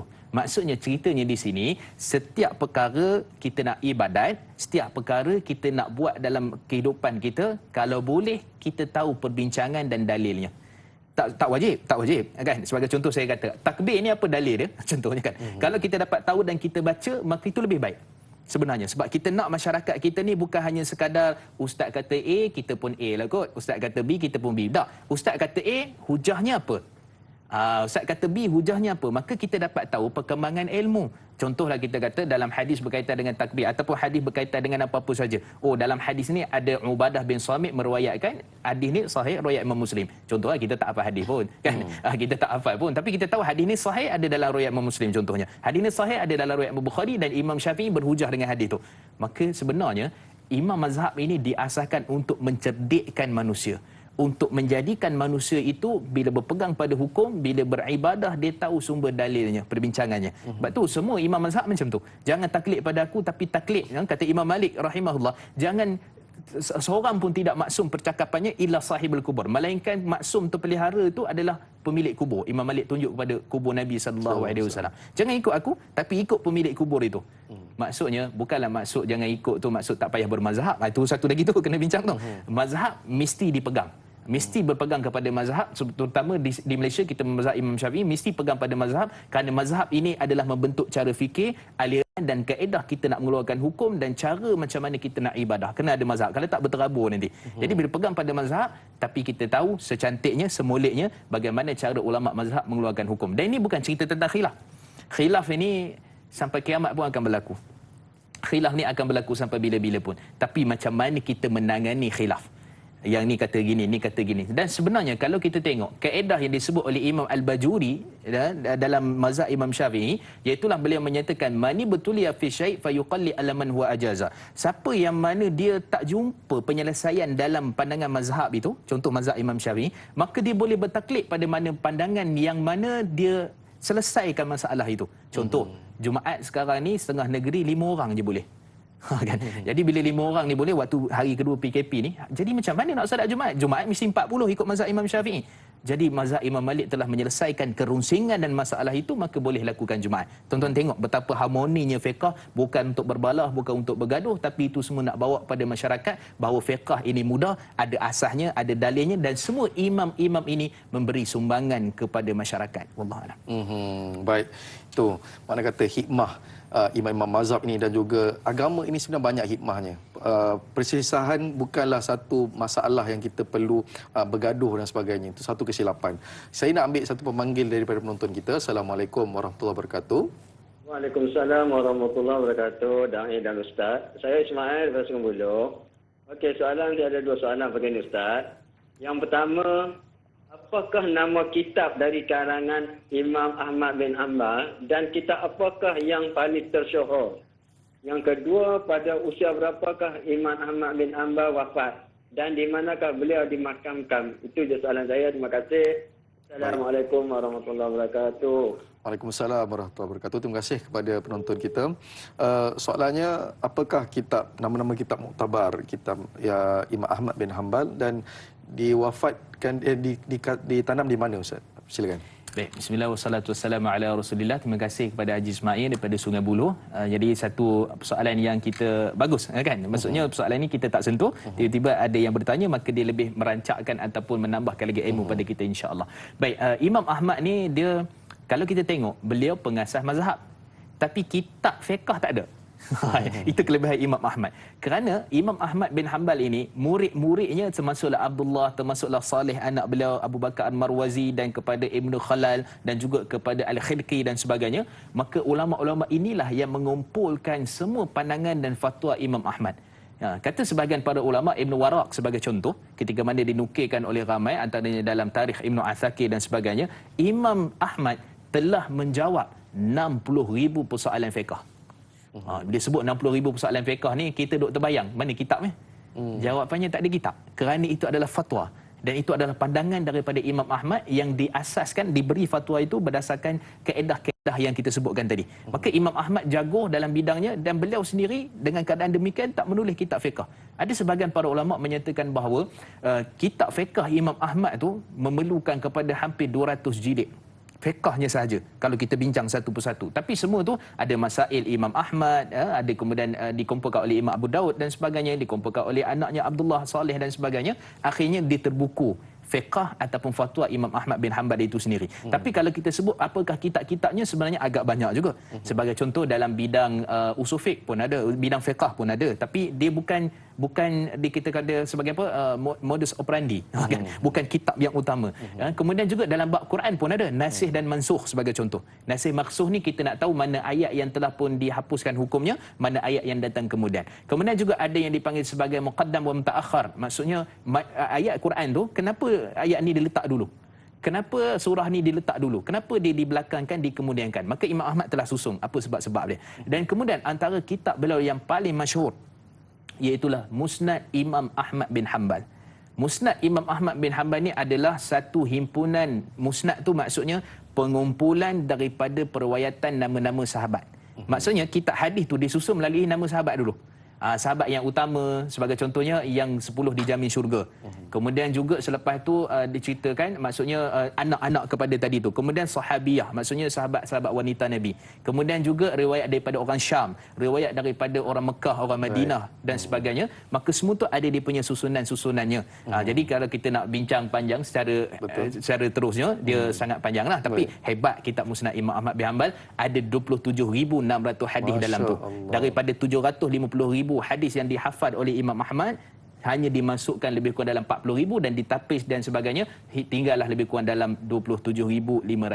Itu lagi kita bincang panjang insya-Allah. Mana kata itu dari segi kitab Ustaz. Ada lagi yang kita nak bicarakan. Cuma dari tarikh wafat dan di mana dia wafat kejap lagi Ustaz. Sebab kita nak berehat ketika. Saudara jangan ke mana-mana, kembali lagi selepas ini, biar tahu jangan keliru.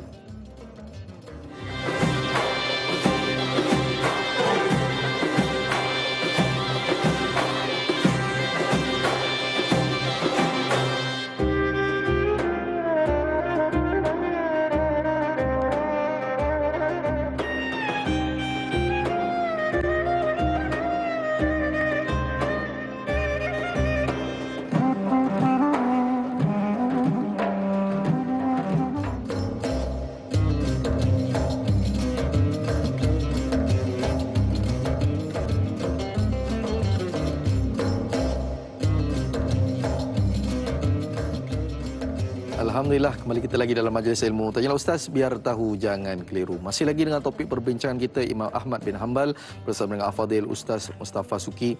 Dan saya ucapkan terima kasih kepada sahabat penonton semua dan juga tahniah kerana kita sudah 1 jam bersecara langsung dan masih lagi saudara duduk di hadapan TV, tekun mempelajari ilmu, dan kita pohonkan apa yang kita belajar pada hari ini, sirah ini dapat kita contohi dan kita amalkan insya-Allah.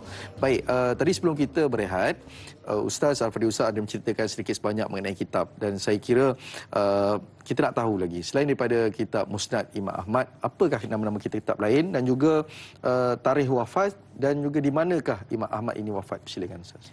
Baik, bismillah wassalatu wassalamu ala Rasulillah. Jadi kita sebut tadi Imam Ahmad bin Hanbal ini walaupun dia tak menulis kitab fiqh, tapi anak-anak muridnya telah mengumpulkan fatwa berkaitan dengan fatwa Imam Ahmad bin Hanbal. Sebab tu kalau kita tengok perbincangan fiqh, kita akan jumpa Imam Ahmad dalam masalah ini 3 pendapat.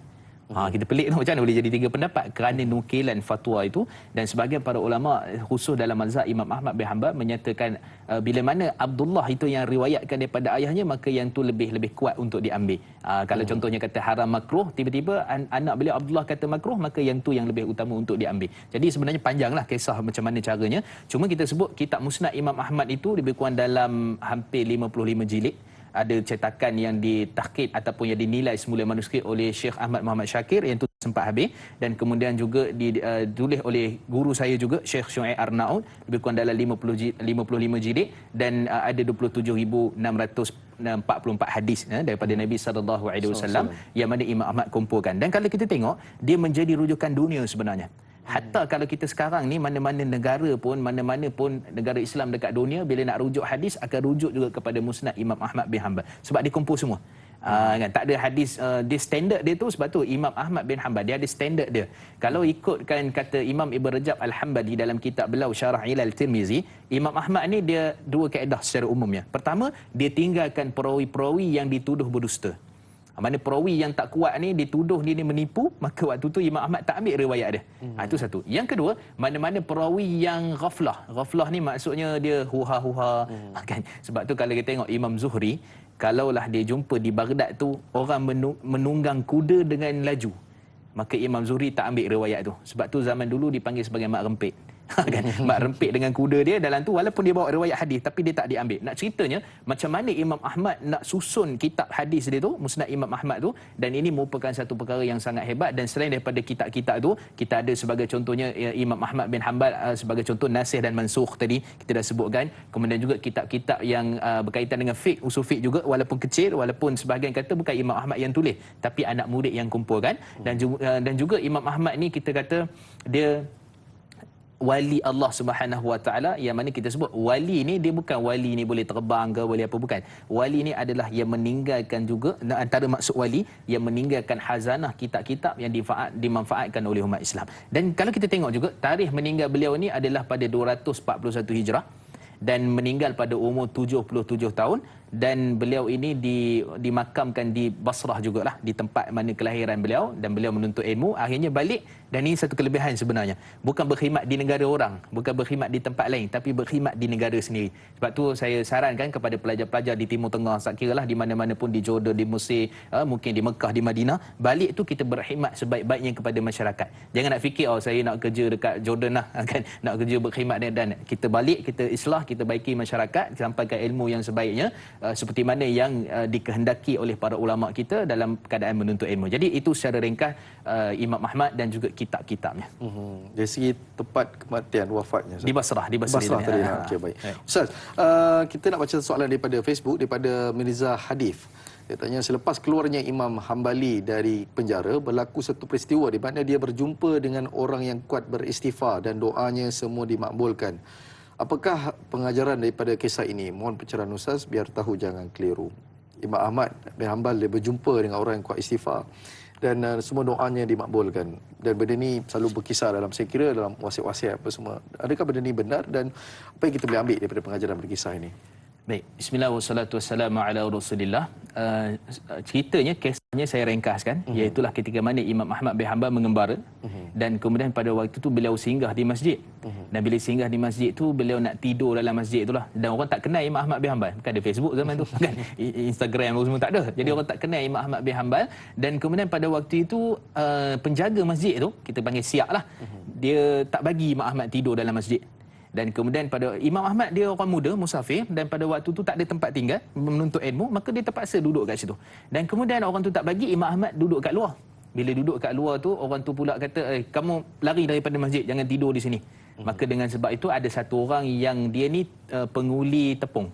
Menguli tepung ni dia buat roti dan sebagainya. Dan pada waktu itu penguli tepung ni dia dengar perbualan itu, dan dia pun panggil Imam Ahmad. Dia pun tak kenal itu Imam Ahmad, dia pun tak tahu. Maka dipanggil Imam Ahmad, dan kemudian pada waktu itu dia pun duduklah ataupun menginaplah Imam Ahmad di rumah orang tu. Dan Imam Ahmad perhatikan dia. Antara benda yang dia buat, setiap kali dia menguli tepung, dia istighfar. Dia istighfar, astagfirullah, astagfirullah. Kemudian kata Imam Ahmad tanya kat dia, sepanjang kamu buat ni, apa sebenarnya kelebihan istighfar, benda yang kamu dapat ni? Maka kata penguli roti tu, aku dapat semua benda yang aku nak. Kan dengan sebab istighfar, melainkan satu je belum, iaitulah berjumpa dengan Imam Ahmad bin Hanbal. Dia tak tahu itu Imam Ahmad bin Hanbal, dan kemudian kata riwayat menyebutkan Imam Ahmad bertakbir Allahu Akbar, dan kemudian pada waktu itu beliau menyatakan, akulah Imam Ahmad bin Hanbal yang kamu nak jumpa tu. Masya-Allah, pada waktu tu tak ada, Imam Ahmad tak bagi tahu pun dia imam, tapi disebabkan nak bagi tahu bahawa yang dia nak jumpa tu Imam Ahmad, maka Allah telah makbulkan perbuatan kamu dengan istighfar. Cuma riwayat ini tidak kukuh.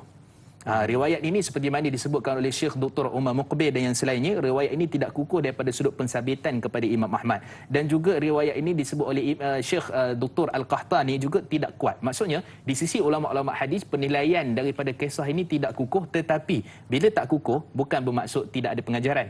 Kan, walaupun riwayat dia bukan cerita tentang hadis kena sahih lah. Tapi kalau sudut pengajaran ini, maka para ulama di sudut sirah ni mereka mudahkan. Maksudnya selagi mana dia tak menuduh imam itu jahat ke, selagi mana riwayat itu tak bertentangan dengan usul agama, akidah dan sebagainya, maka ia boleh diterima. Dan kita sebut dari sudut pengajarannya, istighfar ini memang sangat hebat di sisi Allah Subhanahu Wa Taala.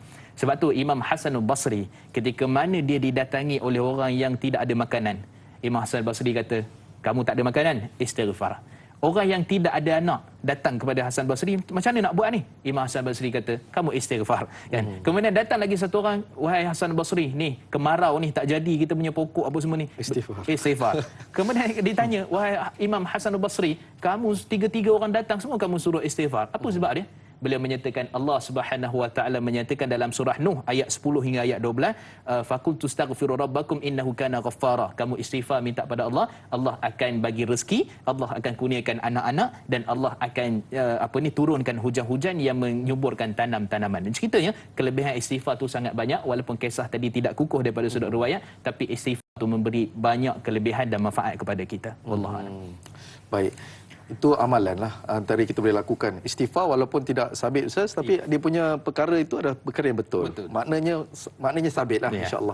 Kita nak baca lagi satu, minta maaf, kita nak ambil satu pemanggil daripada penonton kita. Assalamualaikum warahmatullahi wabarakatuh.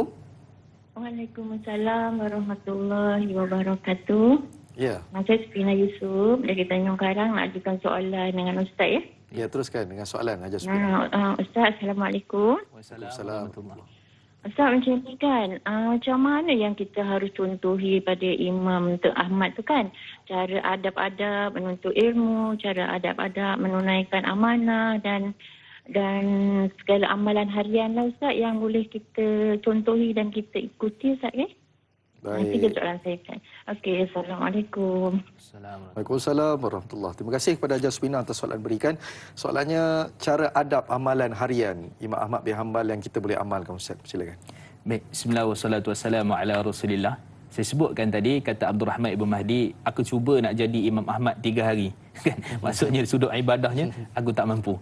Nak ceritanya bahawa ibadah Imam Ahmad bin Hanbal ni sangat hebat. Tetapi bila kita sebut tentang perkara itu, bukanlah bermakna kita tak boleh nak tiru. Maka yang pertama sekali, yang kita perlu ada dan contohi daripada Imam Ahmad bin Hanbal adalah teguh mempertahankan akidah. Ini perkara yang sangat utama. Sebab selain daripada amalan-amalan ni, akidah adalah tunjang yang paling utama. Bila sebut tentang akidah di zaman itu Mu'tazilahnya, Imam Ahmad terus kekal, bahkan sanggup dipenjara. Ketika mana berlaku perdebatan antara Ibnu Abi Duat. Ibnu Abi Duat ni ulama di pihak kerajaan waktu itu. Kan, di pihak Mu'tasim ataupun di pihak Al-Ma'mun pada waktu itu. Ataupun Al-Wathiq, tiga-tiga sekali. Maka beliau berdebat dengan Imam Ahmad bin Hanbal, dan pada waktu itu beliau suruh Imam Ahmad bin Hanbal ni mempercayai bahawa Quran itu adalah makhluk.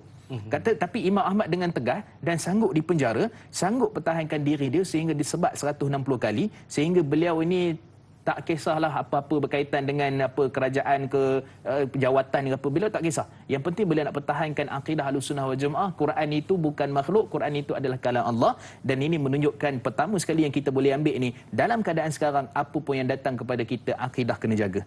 Apa pun, daripada barat ke daripada timur, daripada mana-mana saja orang tertentu, daripada apa-apa cara-cara yang telah dilakukan oleh agenda-agenda tertentu nak menghapuskan akidah, maka waktu tu akidah adalah perkara yang pertama yang wajib untuk kita pertahankan. Itu yang pertama. Yang kedua, kita dengan jawatan ini merupakan satu benda yang kita nak sebenarnya. Imam Ahmad bin Hanbal, tuan-tuan bayangkan, Khalifah Al-Mutawakkil, bila mana Imam Ahmad dibebaskan, beliau nak bagi jawatan. Dan beliau bawa lebih kurang dalam 10,000 dirham untuk dihadiahkan kepada Imam Ahmad bin Hanbal. Tengok tu macam mana cara Imam Ahmad dah berinteraksi. Ni dah bebas ni, ulama hebat ni, tiba-tiba orang bagi hadiah. Imam Ahmad berkata, aku tak nak hadiah ni kembalikan kepada Khalifah Al-Mutawakkil. Nak ceritanya tuan-tuan, Imam Ahmad sangat zuhud. Sebab tu beliau ni imam zuhud dan imam orang-orang yang warak.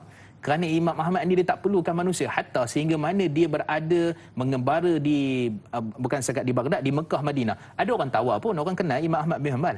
Orang kaya nak bagi dia duit, dia kata tak apa, biar aku kerja tolong petani, biar aku kerja ni dengan keadaan yang boleh mendapatkan sumber rezeki yang halal, cukup bagi aku. Itu Imam Ahmad bin Hanbal. Maksudnya dengan jawatan ke, dengan rezeki ke, dengan apa, walaupun benda tu daripada banyak contohnya, tapi tetap kita pertahankan daripada sumber yang halal. Itu antara adab penting sebenarnya, pastikan setiap benda yang masuk dalam perut kita adalah sumber yang halal. Itu pegangan Imam Ahmad bin Hanbal dengan keadaan yang demikian. Tapi sebenarnya cerita tu, Imam Ahmad dipaksa juga suruh ambil. Imam Ahmad ambil, beliau pergi jumpa dengan budak-budak kecil, jumpa dengan orang fakir miskin, Imam Ahmad bagi duit-duit tu yang 10 dirham, 10,000 dirham. Lebih kurang dalam berapa kali 20 lah. Dekat 20,000 jugalah kan. Jadi Imam Ahmad tak nak. Jadi itu kita kata kewarakan adab Imam Ahmad, apa pun yang datang tetap teguh dengan akidah, tetap teguh dengan adab-adab yang berkaitan. Dan amalan harian, kalau disebut tadi, amalan harian kita kata antara benda yang baiknya istighfar. Seperti mana riwayat tadi, walaupun tidak kukuh, istighfar amalan yang baik, yang bagus. Yang keduanya, amalan tu kalau kita boleh tu kita buat tu adalah kita melakukan ibadat salat malam. Kerana Imam Ahmad waktu beliau ditangkap tu pada malam tu diheret di atas unta dan diikat dengan besi yang kita kata besi tu lebih berat daripada Imam Ahmad. Tuan-tuan bayangkan naik tu duduk di atas unta, besi tu lebih berat pada Imam Ahmad, dan setiap kali nak jatuh Imam Ahmad istighfar, astagfirullah, subhanallah, hasbiyallah wa ni'mal wakil, bergantung kepada Allah setiap kali nak jatuh. Diheret tu ketika mana selesai daripada solat qiyamul lail malam. Waktu diambil Imam Ahmad bin Hanbal dan dibawa pada zaman tu, zaman Mu'tasim dan sebagainya, khalifah yang jahat lah maksudnya, yang mana aliran yang Mu'tazilah pada waktu itu. Dan bila mana dengan keadaan yang demikian, tetaplah Imam Ahmad meneruskan dalam penjara. Imam Ahmad tak tahu, subuh masuk ketak gelap, dengan keadaan wuduk tak ada, dan anak dia Saleh cerita, Imam Ahmad ketika mana nak berwuduk itu tak ada air, dan pada waktu tu Imam Ahmad tadah terpancar air. Yang ni tak ada siapa cerita melainkan anak beliau, Imam Ahmad. Jadi sebenarnya anak Imam Ahmad yang cerita, kalau tak kita tak tahu cerita ni. Sebabnya warak sangat Imam Ahmad ni, karamah yang Allah bagikan kepada beliau, dan ini menunjukkan bahawa kelebihan kepada Imam Ahmad jaga solat malam. Kerana itu adalah beri kekuatan daripada sudut akidahnya, daripada sudut amalannya, maka solat malam merupakan satu perkara yang mesti kita lakukan insya-Allah. Masya-Allah. Tu, kalau kita tak belajar, kalau kita tak tengok tanya ustaz pada pagi ini, sudah tentu kita tak tahu apa yang berlaku pada Imam Ahmad dan apakah kelebihan yang Allah berikan kepadanya, yang hari ini kita tahu pun disebabkan anaknya sendiri yang tulis ustaz. Ustaz, saya nak baca soalan lagi daripada Facebook, daripada Izara. Assalamualaikum warahmatullahi wabarakatuh. Waalaikumsalam. Mengapa Imam Ahmad bin Hanbal menolak jawatan yang ditawarkan oleh Khalifah Harun Ar-Rashid? Apakah kezuhudan Imam Ahmad bin Hanbal yang menjadikan beliau tidak dikenali? Ini kerana ketika beliau musafir di Syam diusir oleh pengawal masjid kerana beliau hanya untuk menumpang berehat, namun tidak dikenali masyarakat di situ. Baik, itu yang pertama, mengapa ditolak jawatan oleh Khalifah Harun Ar-Rashid. Yang kedua, dia tanya apakah kezuhudan beliau ini? Silakan. Baik, bismillah wassalatu wassalamu ala Rasulillah. Pertama sekali, ulama yang bersama dengan pemerintah Khalifah Harun Ar-Rashid Al-Mu'tasim pada waktu itu, iaitulah 1,000 orang. 1,000 orang ulama ni kira ulama kerajaan, dan ulama yang kita kata pemimpin kata A, kita kena A. Sebab waktu tu aliran Mu'tazilah, maka aliran Mu'tazilah ni siapa-siapa yang tentang maka dia akan dihukum. Bahkan kata Ibnu Abi Du'ad, ketika mana beliau berdebat dengan Imam Ahmad bin Hanbal, beliau kata kepada Khalifah, Imam Ahmad bin Hanbal ni, kalau kau suruh kami bunuh Imam Ahmad bin Hanbal, dan darahnya kami tanggung. Nak ceritanya betapa teruknya aliran Mu'tazilah pada zaman itu, dan tidak mengiktiraf aliran Ahlussunnah wal Jamaah. Jadi kita alhamdulillah pada hari ini kerajaan kita Ahlussunnah wal Jamaah dan sebagainya. Jadi menunjukkan bahawa itu kelebihan kita. Tapi zaman Imam Ahmad bin Hanbal dengan keadaan yang demikian itu, dia ditentang, bahkan sebenarnya ditawarkan dengan jawatan apa? Ulama kerajaan yang hebat.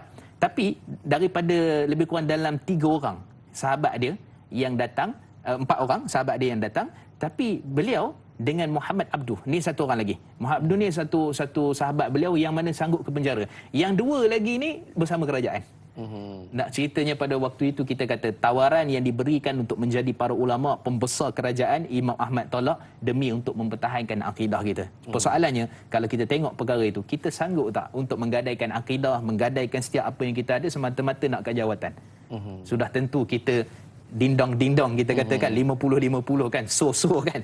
Tapi Imam Ahmad bin Hanbal dengan keadaan demikian tetap teguh mempertahankan akidah dan menolak segala jenis jawatan, dan bahkan dah dibebaskan pun tolak lagi apa-apa yang nak diberikan oleh pihak kerajaan. Dan Imam Ahmad adalah imam kepada orang yang wara, imam kepada orang yang zuhud. Dan yang disebut tadi tentang zuhud, maka zuhud di sisi Imam Ahmad itu kalau kita tengok bahawa kehidupannya, pekerjaannya seperti orang biasa. Tak pernah dikenali dia sebagai imam. Bahkan Imam Ahmad tak nak pun, ataupun beliau sendiri bukan kata akulah pengasas mazhab Imam Ahmad bin Hanbal, akulah orang yang mengasaskan. Tak pernah Imam Ahmad sebut. Semua imam-imam macam tu. Tapi bila mana ia diangkat, bila mana ulama mengiktiraf, bila mana masyarakat mengiktiraf, maka di situlah kita panggil sebagai Imam Ahmad bin Hanbal. Nak cerita zuhud ni, duitnya, zuhud dengan pakaian seripa dia tadi kalau tengok 18 tahun tak pernah jahit dan sebagainya kan. Pakaian pun lusuh, kemudian pergi pun lebih-lebih kurang. Bahkan beliau ini ketika mana nak bermusafir, ibu dia ikat sikit gandum dengan garam. Ibu dia kata habis ni lebih kurang lah. Ibu dia kata habis ni pandai-pandai lah kau kan, kerja ke apa semua. Maka itu Imam Ahmad bin Hanbal. Baik. Sampaikan ibu Imam Ahmad bin Hanbal pun ajar didikan anak. Sebenarnya saya ingin nampak ajaran ibu ataupun didikan ibu itu sendiri kepada Imam Ahmad bin Hanbal yang menjadikan dia seorang insan yang zuhud daripada awal lagi. Saudara-saudara penonton semua, kita akan bicarakan lagi mengenai Imam Ahmad bin Hanbal ini sebentar lagi. Tapi kita di TV3 akan tamat di sini dan kita akan sambung perbincangan kita di TV9. Jadi jangan ke mana-mana, terus setia dengan Tajilah Ustaz, biar tahu jangan keliru.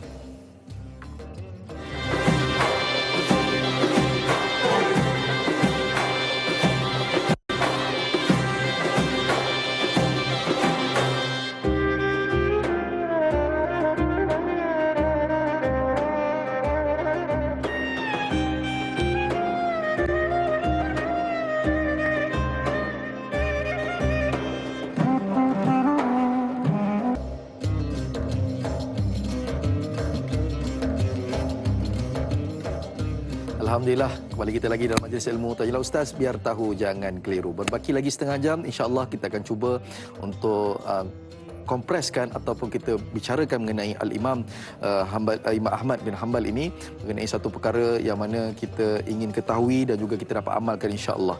Jadi Ustaz kita, Ustaz Ahmad Mustafa Suki, daripada awal tadi sampai ke kita dah masuk ke TV9 ini sudah banyak ceritakan, dan saya tertarik mengenai sifat zuhudnya Imam Ahmad bin Hanbal ini, sebab bila mana kita lihat sejarah-sejarah imam-imam yang lain, sebelum ini pun saya pun ada moderate beberapa imam mazhab, dan kita lihat imam-imam ini kebanyakannya mereka adalah bersifat zuhud. Tapi kita lihat imam macam Imam Malik, dia seorang yang sangat kaya raya, Ustaz.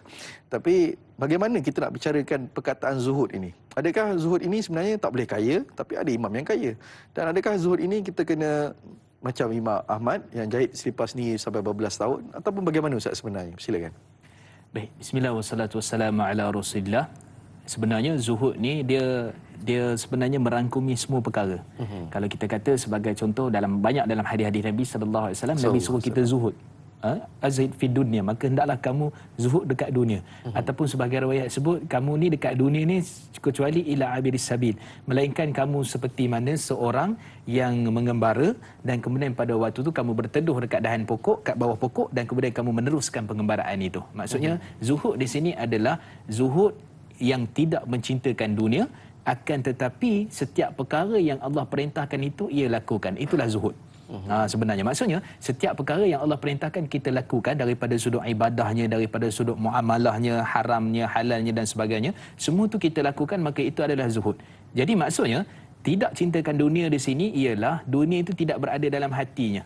Dunia itu hanya berada di poketnya. Itu bagi kita mudah fahamlah. Jadi Imam Ahmad bin Hanbal, kalau kita tengok, beliau ni zuhud sungguh. Bukan sekadar zuhud hartanya, jaga daripada masuki badannya daripada benda-benda yang haram, kemudian juga menjaga daripada sudut menambahkan ilmu, akidahnya, itu semua dalam takrif maksud zuhud sebenarnya. Akan tetapi zuhudnya itu lebih-lebih lagi.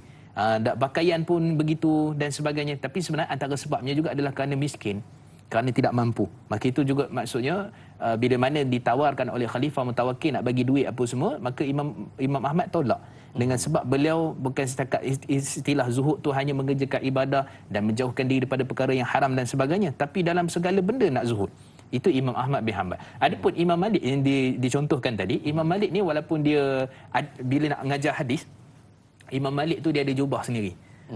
Kan dia ada jubah di sini. Maksudnya ada serban, dia ada jubah sendiri, memang cantik, memang lawa. Itu bila nak mengajar hadis. Tapi dalam keadaan biasa, pakaiannya kita kata biasalah, tapi mengajar hadis dia memang fokus betul sebab yang nak diajar tu adalah hadis Nabi sallallahu alaihi wasallam. Jadi ceritanya zuhud Imam Malik itu ialah harta yang halal. Kaya yang bersumber daripada sumber yang halal dan menyalurkan harta-harta yang berkaitan dengan sedekah, infak dan sebagainya pun kepada masyarakat. Jadi di sini ceritanya zuhud, orang kaya yang zuhud bagus. Jadi implementasi dalam keadaan sekarang kita ni macam mana Ustaz? Okey, so dalam keadaan sekarang ni kita kata pertama sekali bila kita nak sebut tentang zuhud, maka kita kena jaga ibadah itu, dan apa yang Allah larang kita tinggalkan, itu zuhud. Apa yang Allah perintah kita lakukan, itu zuhud sebenarnya. Jadi apa sebenarnya yang ada di sekeliling kita, sudut ibadahnya, solat, puasa, zakat, haji kita buat, itu tanda-tanda orang yang zuhud. Zikir, maksudnya macam mana nak tahu tingkatan zuhud itu lebih, selagi mana banyak dia amalkan amalan yang sunat dan menjauhi segala benda, bukan sekat yang haram, yang syubhah pun dia tolak, maka sejauh mana dia mengamalkan perkara itu, maka itulah bertambahnya zuhud di sisi Allah Subhanahu Wa Taala. Tapi zuhud ni dia bukan cerita siapa yang paling zuhud. Ceritanya siapa yang paling warak, bukan. Ceritanya di sisi Allah.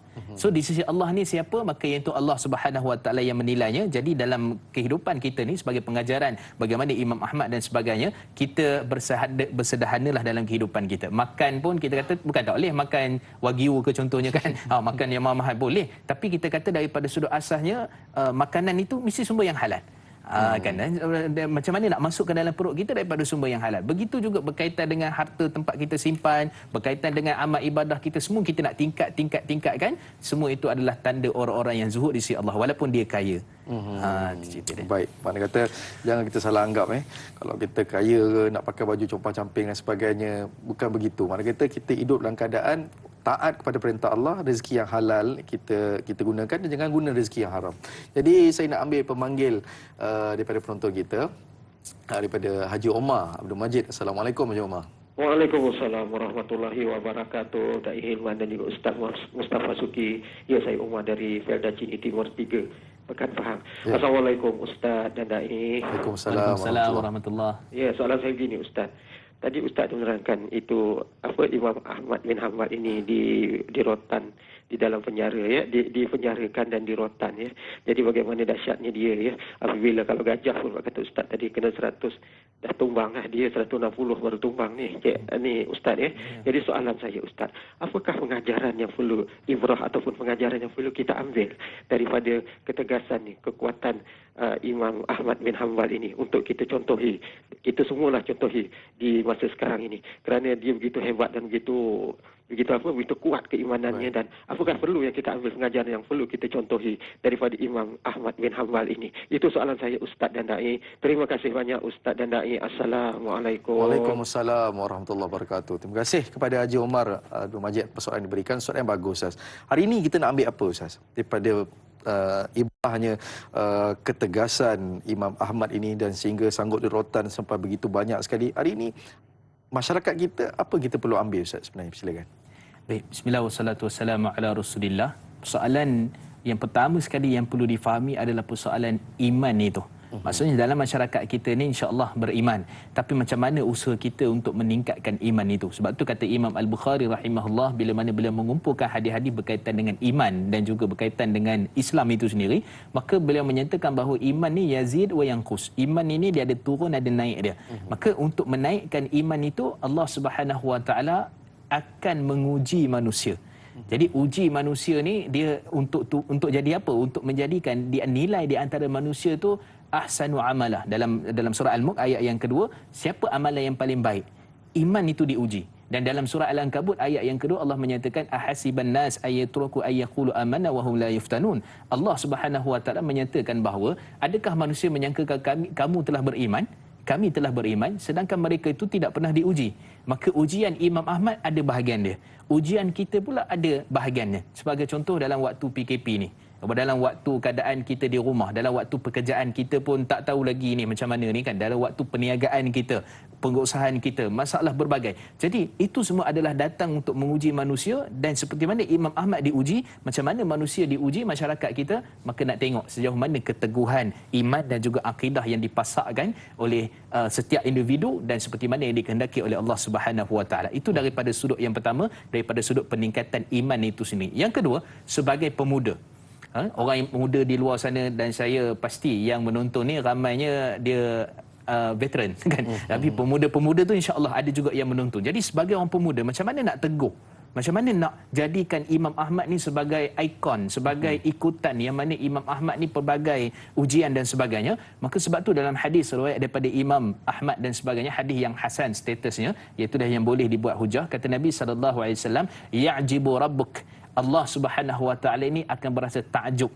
kepada siapa? Kepada syaban, kepada orang-orang yang muda, pemuda, laisat lahu sabwah, yang mana mereka ni tidak ada, kita kata apa, terlencung, tidak ada, kita kata, pergi ke tempat yang tak sepatutnya, tidak ada maksiatnya, pergi melencong kepada dosa dan sebagainya, maka Allah berasa takjub. Maksudnya Imam Ahmad ni pada asalnya beliau muda, hebat dengan ilmu dan sebagainya, sehingga akhirnya daripada muda sampailah umur yang senior ataupun umur yang tua, sehinggalah meninggal dunia, wafat pun masih tetap teguh.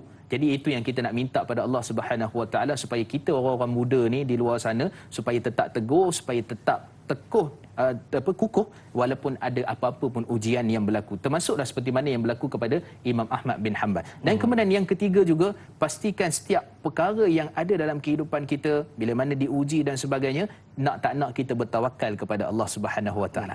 Sebab tu kalau kita tengok Nabi Ibrahim bila mana diuji, dilontarkan ke dalam api, kata Saidina Abdullah bin Abbas, beliau mengucapkan apa? Hasbiyallahu wa ni'mal wakil. Cukuplah Allah sebagai pembantu kami, pelindung kami. Dan kemudian Nabi SAW bila diuji juga, Nabi sebut doa yang sama. Imam Ahmad bila diuji, dipukul dan sebagainya, beliau menyatakan hasbiyallahu wa ni'mal wakil. Cukuplah Allah sebagai wakil. Maksudnya yang ketiga tadi, pergantungan kita kepada Allah itu kena ada. Sebab orang tak boleh dah bantu kita. Siapa-siapa pun tak boleh bantu kita. Sehingga kita dengan Allah semata-mata, baru kita tahu konsep tawakal dan pergantungan kita kepada Allah. Saya rasa cukuplah tiga tu memberikan rumusan kepada apa sebenarnya pengajaran yang kita boleh dapat, insya-Allah. Baik, itu hasbiyallah wa ni'mal wakil. Itu amalan pun yang zikir kita boleh amalkan daripada istighfar, hasbiyallah wa ni'mal wakil. Jadi kita berehat seketika, kembali lagi selepas ini, biar tahu jangan keliru.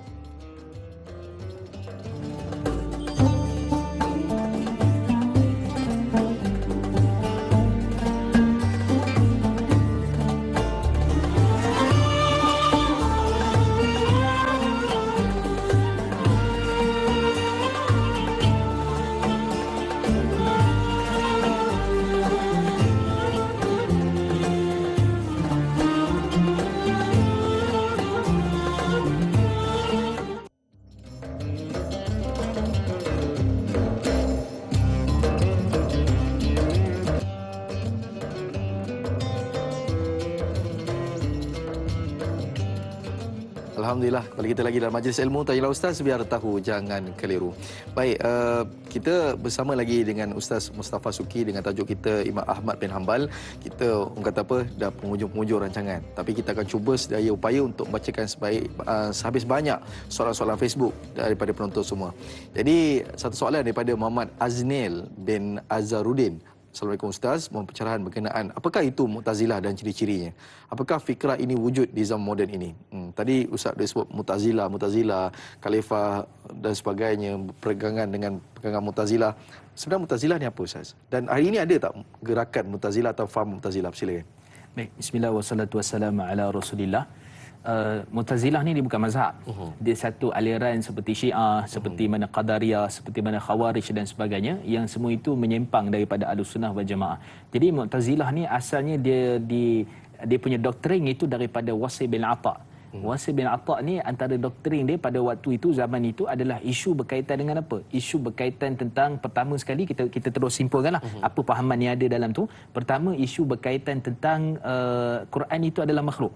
Quran makhluk ni maksudnya apa? Ceritanya Quran ni adalah kalam Allah dan dia bukan satu benda yang baru Dia adalah benda yang lama sejak azali yang Allah turunkan kepada Nabi SAW sampai kiamat, dan dia tidak ada penghapusan dan sebagainya sehinggalah kepada kiamat. Itu yang pertama. Jadi Mu'tazilah berpahaman bahawa Quran ini adalah satu makhluk, iaitulah seperti mana kita. Kan maksudnya bercakap, Allah itu berbicara, Allah itu kalam, Allah itu adalah makhluk. Jadi secara tak langsung nak bagi tahu bahawa Allah itu seakan-akan sifatnya macam makhluk. Sedangkan Allah itu tanzih, dibersihkan daripada sifat-sifat makhluk. Itu yang pertama. Yang kedua, isu orang yang melakukan dosa besar. Fahaman Mu'tazilah menyatakan orang yang melakukan dosa besar, mereka ni berada manzilatu baina manzilatain. Apa benda pula tu? Maksudnya dia tak masuk syurga, dia tak masuk neraka. Kan? Dia dosa besar tu. Satu. Kemudian yang kedua, terhasil pula daripada fahaman itu orang-orang yang berkaitan dengan Mu'tazilah, iaitulah berkenaan dengan mereka ini meyakini bahawa setiap orang yang melakukan dosa besar hukumnya adalah kafir. Contohlah satu orang ni berzina ke, dia mencuri ke, sedangkan Ahlussunnah wal Jamaah mereka ni berdosa besar tapi tak jatuh kafir. Melainkan kalau mereka kata zina tu halal lah, kan, arak tu halal, tapi di sisi Mu'tazilah mereka kata buat dosa besar je itu dah dikira sebagai kafir. Sedangkan Ahlussunnah tak begitu. Maksudnya ada ruang, ada peluang untuk mereka yang melakukan dosa besar untuk bertaubat. Itu yang kedua. Yang ketiga, akal adalah fungsi yang utama kepada wahyu. Sehingga kan kalau ada wahyu itu bertentangan ataupun akal itu yang sejahtera bertentangan dengan wahyu, akal dulu kita pakai. Tu jadi isu besar tu. Kerana Ahlussunnah wal Jamaah mengiktiraf akal, dan akal ini dipandu oleh wahyu, Quran dengan sunnah. Itu maksud dia, bukan akal yang ke depan yang mana Quran sunnah belakang. Bukan. Jadi itu antara beberapa fahaman, dan sebenarnya banyak lagi. Dan kalau kita tengok fahaman Mu'tazilah ni, adakah sekarang ni dia fahaman Mu'tazilah betul tu, kalau contoh di Malaysia ataupun di mana-mana, dia tidak ada, tapi ciri-ciri itu ada. Fahaman, ciri-ciri fahaman tu, kalau kita tengok ada saja orang yang akan kata kita kena akal, Quran, nas, hadis ni kita kena faham dengan akal. Betul, faham dengan akal, tapi adakah dipandu oleh Quran dengan wahyu ataupun kita sendiri-sendiri faham? Jadi itu antara ciri-ciri yang dibawa oleh fahaman berkaitan dengan Mu'tazilah, dan juga berkaitan dengan Quran. Sehingga orang akan bahas Quran ini, Imam Abu Hanifah dan sebagainya membahas tentang Quran. Adakah Quran ini Allah berkata-kata dengan huruf ataupun Allah berkata-kata dengan suara? Kan itu perbahasan akidah sangat panjanglah ceritanya. Cuma kita nak ceritakan bahawa fahaman Mu'tazilah adalah satu fahaman yang tidak diiktiraf di sisi Ahlussunnah wal Jamaah, dan mereka ni ada fahaman-fahaman yang menyimpang dan akhirnya akan memberikan kesan kepada kehidupan kita yang dipanggil sebagai neo Mu'tazilah lah. Zaman sekarang ni ada fahaman-fahaman itu yang dibawa kepada masyarakat, maka berhati-hati. Kalau orang cerita tentang Quran ni begini-gini, hati-hati, tengok dulu dia cerita tu macam mana. Kalau orang cerita tentang akal dahulu daripada wahyu, hati-hati juga. Kalau tengok juga cerita tentang isu tentang dosa besar, maka kita akan nampak ciri. Sebenarnya banyak ciri-ciri dia, kalau nak gariskan begitu banyak, tapi kita kata itu yang asalnya, itu yang fokus yang utama dalam aliran fahaman Mu'tazilah. So, dari segi pada ketika itu mengatakan Quran itu adalah makhluk, adakah khalifah pada ketika itu ingin menukar apa isi kandungan Quran ataupun apa yang sebenarnya dia nak bawa? Adakah sekadar fahaman akidah semata-mata? Baik, dia sebenarnya tidaklah, sebenarnya kecenderungan itu memang ada untuk menukar bahawa Quran itu kepada benda-benda yang lain ataupun Quran itu bukan daripada kalam Allah. Ada. Dan yang kedua, nak bagi tahu bahawa akidah itu sendiri. Akidah itu kita kena berpegang bahawa Quran itu adalah makhluk. Akidah itu sendiri. Padahal Ahlussunnah kena pegang akidah itu adalah itulah kalam Allah dan dia bukan makhluk. Ini daripada sudut perbincangan yang sangat panjang lah daripada Mu'tazilah. Jadi kalau kita bincang daripada sudut Khalifah Ma'mun Mu'tasim pada waktu itu, mereka memang nak kerajaan macam tu waktu itu. Dan tiba-tiba Imam Ahmad datang bukan menentang. Imam Ahmad tak setuju je pada mulanya. Tak setuju saja kerana itu tidak bertepatan dengan Ahlussunnah wal Jamaah. Dan sebenarnya kalau kita tengok sidang penonton yang rahmati Allah Subhanahu wa taala, lepas pada itu pun jadi juga zaman Imam Bukhari sehingga dibuang negeri. Hari ini orang panggil Sahih Bukhari. Antara sebabnya, sebagai contohnya, Imam Bukhari dituduh menyatakan Quran itu makhluk sehingga keluar daripada negeri, dibuang negeri. Dan hari ini kalau kita tengok, kalau baca sejarah, Imam Bukhari ni macam Ahlussunnah ni, kita ni macam tak kenal Imam Bukhari ni. Sebab dia orang buangan. Tapi bila kita sebut pada hari ini Imam Ahlussunnah wal Jamaah, Imam Bukhari, Nasirus Sunnah, penyelamat sunnah, maka kita akan kenal Imam Bukhari. Jadi isunya, isu politik, pentadbiran waktu itu, dan isu akidah yang diterapkan oleh pemimpin supaya berpegang pada pandangan yang seperti itu. Ada kita kata apa? Kita boleh nyatakan sebagai ada perkara yang dalam hati ataupun perkara daripada sudut yang dikehendakilah. Kenapa sebab berlakunya seperti itu? Wallahu a'lam. Mana kata sekarang ni dari seluruh kehidupan kita ni Ustaz, dengan Mu'tazilah ini, adakah mereka ini golongan yang totally sesat, ataupun kita dari segi ahli sunnah wal jemaah ni apa kita punya reaksi, stand kita Ustaz? Silakan. Baik, daripada sudut asasnya kita tak nafikan bahawa ada ulama-ulama, kata ulama lah, Mu'tazilah ni yang mana mereka ini ada sumbangan juga sebenarnya. Daripada sudut tahsin wa taqbih, daripada sudut akal itu, contoh gini, akal yang baik ni sebenarnya siapa yang ilhamkan? Akal yang buruk ni siapa yang ilhamkan, dan kita memilih yang mana? Kan daripada sudut itu, daripada sudut Mu'tazilah perbincangan panjang lah, tapi sisi Ahlussunnah wal Jemaah tetap stand yang pertama ataupun hujah yang pertama tadi, menyatakan akal adalah dipandu oleh wahyu. Itu yang pertama. Yang kedua, daripada sudut contohnya ilmu usul fiqh. Ilmu usul fiqh sebenarnya ulama-ulama seperti Baqillani, Abu Bakar bin Khalal dan sebagainya, ada sebahagian pandangan-pandangan daripada ulama-ulama itu mereka yang terkenal dengan fahaman Mu'tazilah. Tapi dalam usul fiqh mereka nampak macam bagus pula ke depan dalam isu itu. Jadi ceritanya begini, bukan semua totally kita kata sudut akidah tak betul lah. Tapi daripada sudut sumbangan itu, macam orang yang lain, kalau contohnya kita kata non-Muslim ada kebaikan yang kita boleh ambil. Walaupun dalam hadis riwayat daripada Imam Ahmad, Abu Daud dan sebagainya, hadis yang tidak kukuh, kata Nabi SAW, al-hikmatu dhalatul mu'min min aina wajadaha fahuwa ahaqqu biha, atau kama qala. Hikmah ni, kebaikan ini, kecerdikan, kepandaian ini telah hilang lama daripada orang Muslim. Mana-mana kamu dapat, kamu jumpai daripada tak kiralah kaum ke, di tempat mana pun, kamu boleh ambil kerana kamu boleh kembalikan semula kehebatan Islam itu sendiri. So maksudnya di sini, kalau kita cerita tentang ilmu, maka detailnya, panjangnya, akan tetapi bila kita sebut daripada sudut, ada tak sumbangan ulama-ulama Mu'tazilah, kita kata ada sumbangan mereka daripada sudut usul fiqh. Akan tetapi kita nak rangkumkan semua benda ditolak, maka kita kena adil dalam bab tu. Dan daripada sudut akidah dan sudut ibadah kita sebutkan tadi, maka ada perkara-perkara yang kita tidak setuju di sisi Ahlussunnah wal Jemaah. Baik, itu jelas kepada kita. Mana kata Ustaz katakan tadi, itu adalah fahaman sahaja ataupun cara berfikir sahaja. Dia bukanlah satu aliran mazhab dan sebagainya. Jadi Ustaz, kita nak baca soalan daripada Muhammad Azlan. Assalamualaikum Ustaz, apakah kepentingan kita bermazhab dan bertarikat dalam kehidupan seharian kita? Kepentingan bermazhab. Tadi Ustaz kata tadi, kita banyak mazhab, tapi kita kena pegang satu mazhab. Tak boleh campur aduk kan. Dan kepentingan kita bertarikat dalam kehidupan seharian kita. Silakan Ustaz. Baik, bismillah wassalatu wassalamu ala Rasulillah. Bila kita sebut tentang kepentingan kita bermazhab, pertama sekali kita bermazhab ini, semua aliran mazhab diasaskan dengan Quran dengan sunnah. Jadi kenapa kita perlu bermazhab? Yang pertama sekali supaya nak betulkan acuan kita dalam cara kita beribadah. Sebab tu saya sebenarnya ada setengah-setengah orang dia akan kata kita ni kenapa tak mengaji Quran dengan sunnah? Kita mengaji Quran dan sunnah. Sebenarnya cara nak faham Quran dengan sunnah tu kena melalui aliran mazhab. Itu kena betul kan tu. Sebab ada orang kata kita ni apa mazhab-mazhab ni, tak payah bincang mazhab lah apa semua, kita pegang Quran dengan sunnah. Sebenarnya aliran daripada Quran dengan sunnah mesti melalui aliran mazhab. Macam mana cara kita nak faham Quran dengan sunnah. Itu yang pertama. Yang kedua, kenapa perlu kepada mazhab ini? Supaya dalam ibadah kita, dalam setiap benda yang kita lakukan itu teratur dan ia boleh diiktiraf dan diterima oleh ulama-ulama yang telah membincangkan perkara itu. Contoh gini, kita solat, nak solat cara kita lah, belum tentu diterima kan, sebab cara kita. Jadi cara tu macam mana? Cara Nabi SAW dan para sahabat, hujah-hujahnya berdasarkan kefahaman ulama para salafus salih.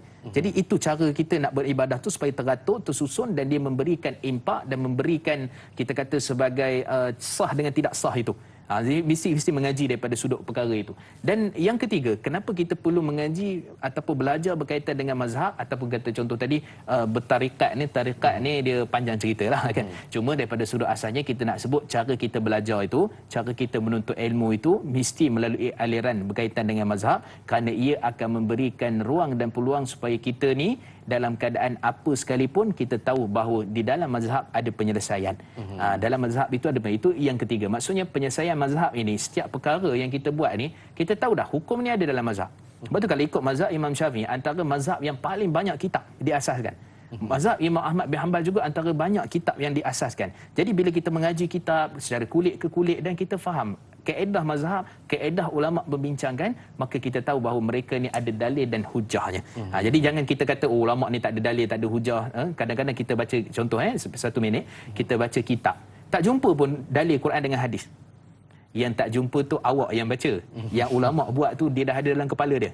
Dia buat tu adalah untuk memudahkan supaya anak-anak murid yang akan datang nanti untuk memahami struktur mazhab dan perbincangan sesuatu perbincangan itu. Satu masalah itu. Itu sebenarnya. Jadi sebab tu kita jangan pelekehkan mazhab, maka tetap teguh dengan mazhab. Kalau mazhab Imam Syafi'i, pegang pada mazhab Imam Syafi'i, dan kita menjadi orang yang berlapang dada daripada sudut apa pun, dan pegang teguh dan hindari orang-orang yang kata jangan bermazhab. Jawapannya kena bermazhab untuk memahami Al-Quran dengan sunnah seperti mana yang difahami oleh para ulama yang muktabar. Wallahu a'lam.